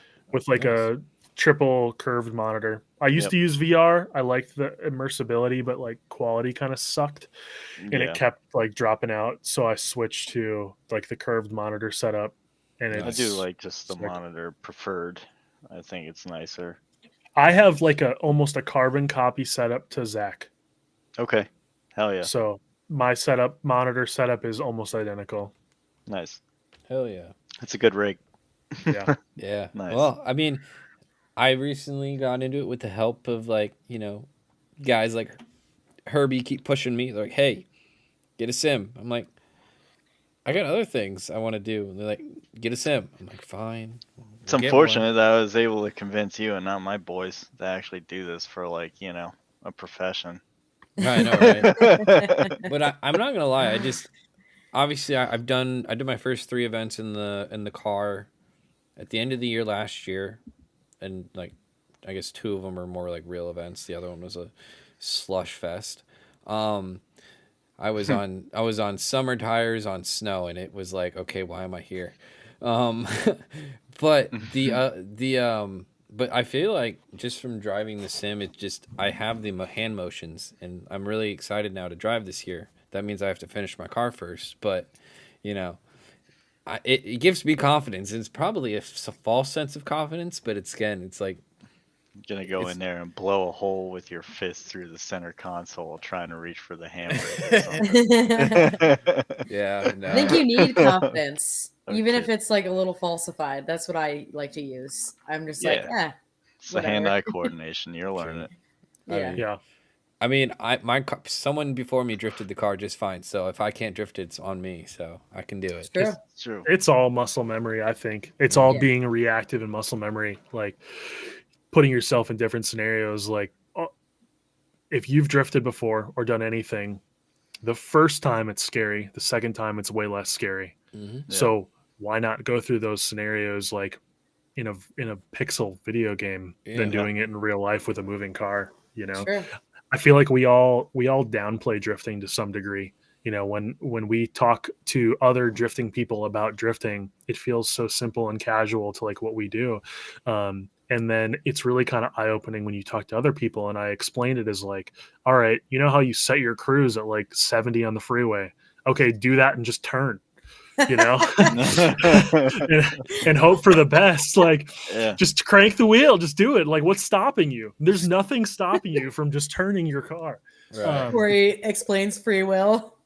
Yeah, literally, that's just drifting is free will to the max. Or going to something, like I said, last year was my first grid life at a track that had never had drifting. Mm-hmm. So at Road America here in Wisconsin, which luckily is only like 8 minutes from my house, and it's a huge track, crazy fast. Like there's a big sweeping corner underneath a bridge where all of us, like Richards, myself, we were probably hitting like a little over 100 in drift building speed, like throughout the corner. And it was really crazy to see a ton of people who had never seen drifting before watch drifting. And it was wild because during the grid life, they have all these like pace laps before everyone goes out. For people who are licensed drivers, all this stuff. For the full track, the big track, like the people who were approved by Swan for us to drive, we did no guide, no anything, straight from the pits onto the track, no rules. So they're watching this stuff where even drivers were watching, people where they're like trying to get all the speed in the corner. They're trying to not break loose on these crazy fast turns. And there's a spot at Road America. It's one of my favorite spots. Is basically it's like an entry that's exactly like Atlanta to a 90. So Oh, you send it in there, basically do a manji up the hill, and then throw the car full 90 degrees, and it's over the crest of a hill, completely blind underneath a bridge. And then you get on throttle as you're going over the crest to catch yourself through. Wow. And then that goes into this huge sweeper over in front of these concession grandstands. It's like the sickest thing I've ever drifted in my entire life. And all these people watching it were like, we just drove that, and you just drifted, you guys all drifted that at the same speed as we just drove it, like trying to be fast. And it was like, That I don't is know, so sick. something about drifting is like, I think we all like kind of minimize how cool it is. Like, because Yeah, I mean, this is something I I'm think is guilty sweet. of saying that it's like, oh, this is the easiest motorsport you can get into, and then like my buddies who don't know anything about like anything, they're like, what the fuck is that? What the hell did you guys just do? Like, ain't no way I would ever get in a car like that. I'm like, it's actually like one of the safest motorsports, because like if you do make a collision, like it's not that bad. Yeah, right. I realized it while I was at work. So I always downplay my driving ability. And there was a situation where there's two of us that drive at work. One of them couldn't be there. It was just me. And then they put in someone who doesn't have any track experience. And I'm like, well, anybody can do drifting, right? Anyone can do what I do. Yeah. And there was two identical trucks. And you can see on the footage that we got, oh, that's me and that's the other person. And it's just the skill level from just a little bit of drifting that I don't even think I'm that good to normal people is crazy. It's like off the charts. Yeah. Yeah. No, it's a cool thing to have in your belt. Yeah. Just kind of just whip it out every once in a while. It's kind of car control to the max. Hey, yo. Yeah.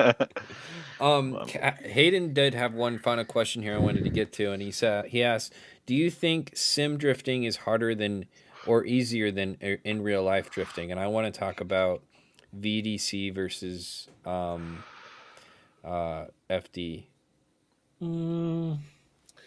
That is a tricky one. I would say there's a higher expectation when it comes to sim drifting. Playing in the sim world, there is a little bit of a level in like the VDC that's not realistic. Yeah, everybody's qualifying over a 90. Yeah, there's a little bit too perfect, and I realized that when I was like training with like Damien and Dom, who have put in a lot of work with me in my program on the sim, and I would like run a tandem, and I felt like I was close chasing, and they're like, yeah, dude, you got to step it up, bro. And I'm like, that's just like not real. Like, like what, like when you see them and their wheels like aren't moving at all, and I'm like, ain't no way you're locked in like that. Honestly, all the time.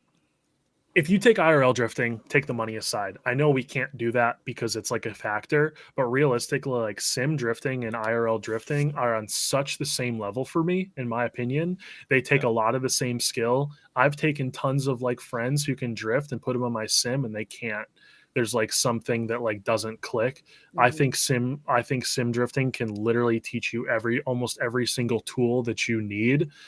The only thing you don't feel is like, this is something that I like to think I have a benefit of, is I feel the car a lot, like my butt feel of the car. I know what the car wants to do, where it's at, just based off of like how it feels. That's one skill that you can't like learn that with sim drifting, but because there's tons of people who I know in sim could literally run FD with the skill level that they have, but they just don't have the funding. Zach. So yeah, 100%. I know tons of people who 100% are better, could probably hop in my car and drift it just as well as me after like, let's say like a year of practice. But like we talked about, none of that really matters. Like I said, we have skill. It's literally drifting in FD is more of a mental game and business side than anything else. And I think that's what separates like the sim drifting part from like the IRL is, the thing that will always make IRL drifting harder in a general sense is that I have to factor in, like, I have to pay that $4,000 invoice for tires. Mhm. And then I know that every single lap that I make, that friend that's like, oh, can I just get like a ride along or something like that? And you give them the super fun time. And I have to ignore the fact that between race fuel and tires, I just spent $300 to go 2 laps, if not Yep. more. Jeez. So Yeah. it's just a wild difference. It's really a hard comparison, but when it comes to the actual driving, I think they're more similar than we think. Interesting. Oh yeah. Very cool. Awesome. Well, I want to thank you for coming on, man. It's been a good convo. Yeah. Thank you. Luckily, like, you're really good at explaining and talking, so I really had I think I asked like 5 questions the whole damn time. But Yeah, I'm a yapper. Sorry. no, it's all good. I mean, it's what happens when you start talking about stuff we like. But True. Sara and Herbie, you guys got anything going on at all? Sara. Almost LZ day, baby. Oh shit, yeah. Dude, honestly, pretty exciting. Very Are excited you for guys? that. I assume you guys are going. Are you guys doing anything Yeah, there? I have to be heading up to the old New Jersey sooner or later. One, to hope and push that I can make content with, The boys. Bias track, and then 2, LZ day, and then come back here right after LZ day to then get a week to decompress, go through footage, and then fucking Long Beach, baby. Let's go. True. Yeah. Yeah, it should be good. Yeah. Are you doing anything there, Sara? Or you just going to hang out? I'm helping because there should be like so many people there, Oh, yeah. spectators. So I was like, however you guys need a hand, let me know. And so Hell whatever yeah. they want me to do, Just have a little radio on you. Yeah, dude. If you see any mischief going on, I'll probably be like helping tickets or helping the selling hot mischief. dogs. No, I'm kidding. Yeah, whatever. If I see any mischief, I'm doing this a little Yeah. sometimes. I don't know. Throwing I the might thing not away, tell. actually. No, I'm just kidding. Yeah, no. And then I'm sure once the craziness dies down, I'll probably just hang out and watch everybody. Yeah. So I'm sure everyone's Oh, pretty yeah. pumped over there. Like, that event's gonna be massive. So yeah, it's gonna be so sick. You can come on over, dude. Yeah, come on. I think I might be having a baby then, so we'll see. True. Let's hope it's then and not Long Beach. Yeah, exactly. Yeah. You can't abandon me twice. You hear this, Charity? You can't do this to me. Yeah, awesome. Well, again, thank you, Cory, for coming on. Thank you. Are you Yes, doing anything coming up? Just prepping for the car? Do anything cool in the near future? Yeah, really just testing. I mean, honestly, we're like, with us making the full switch to WiseFab and stuff, we just want to get some stuff, kind of some seat time underneath the car to get some data. And the fresh, I think I told you, the fresh engine from Dan just showed up today. Just put it in the shop. So car's going to get assembled this weekend, and we're going to go from there. Awesome. Yeah, well, I'll be tuned into your social media for the new sponsor announcement for sure. Yeah. I'm stoked on that. So hell yeah, brother. Awesome, guys. Well, thank you again for everyone watching. We will obviously be live again Tuesday, Thursday next week.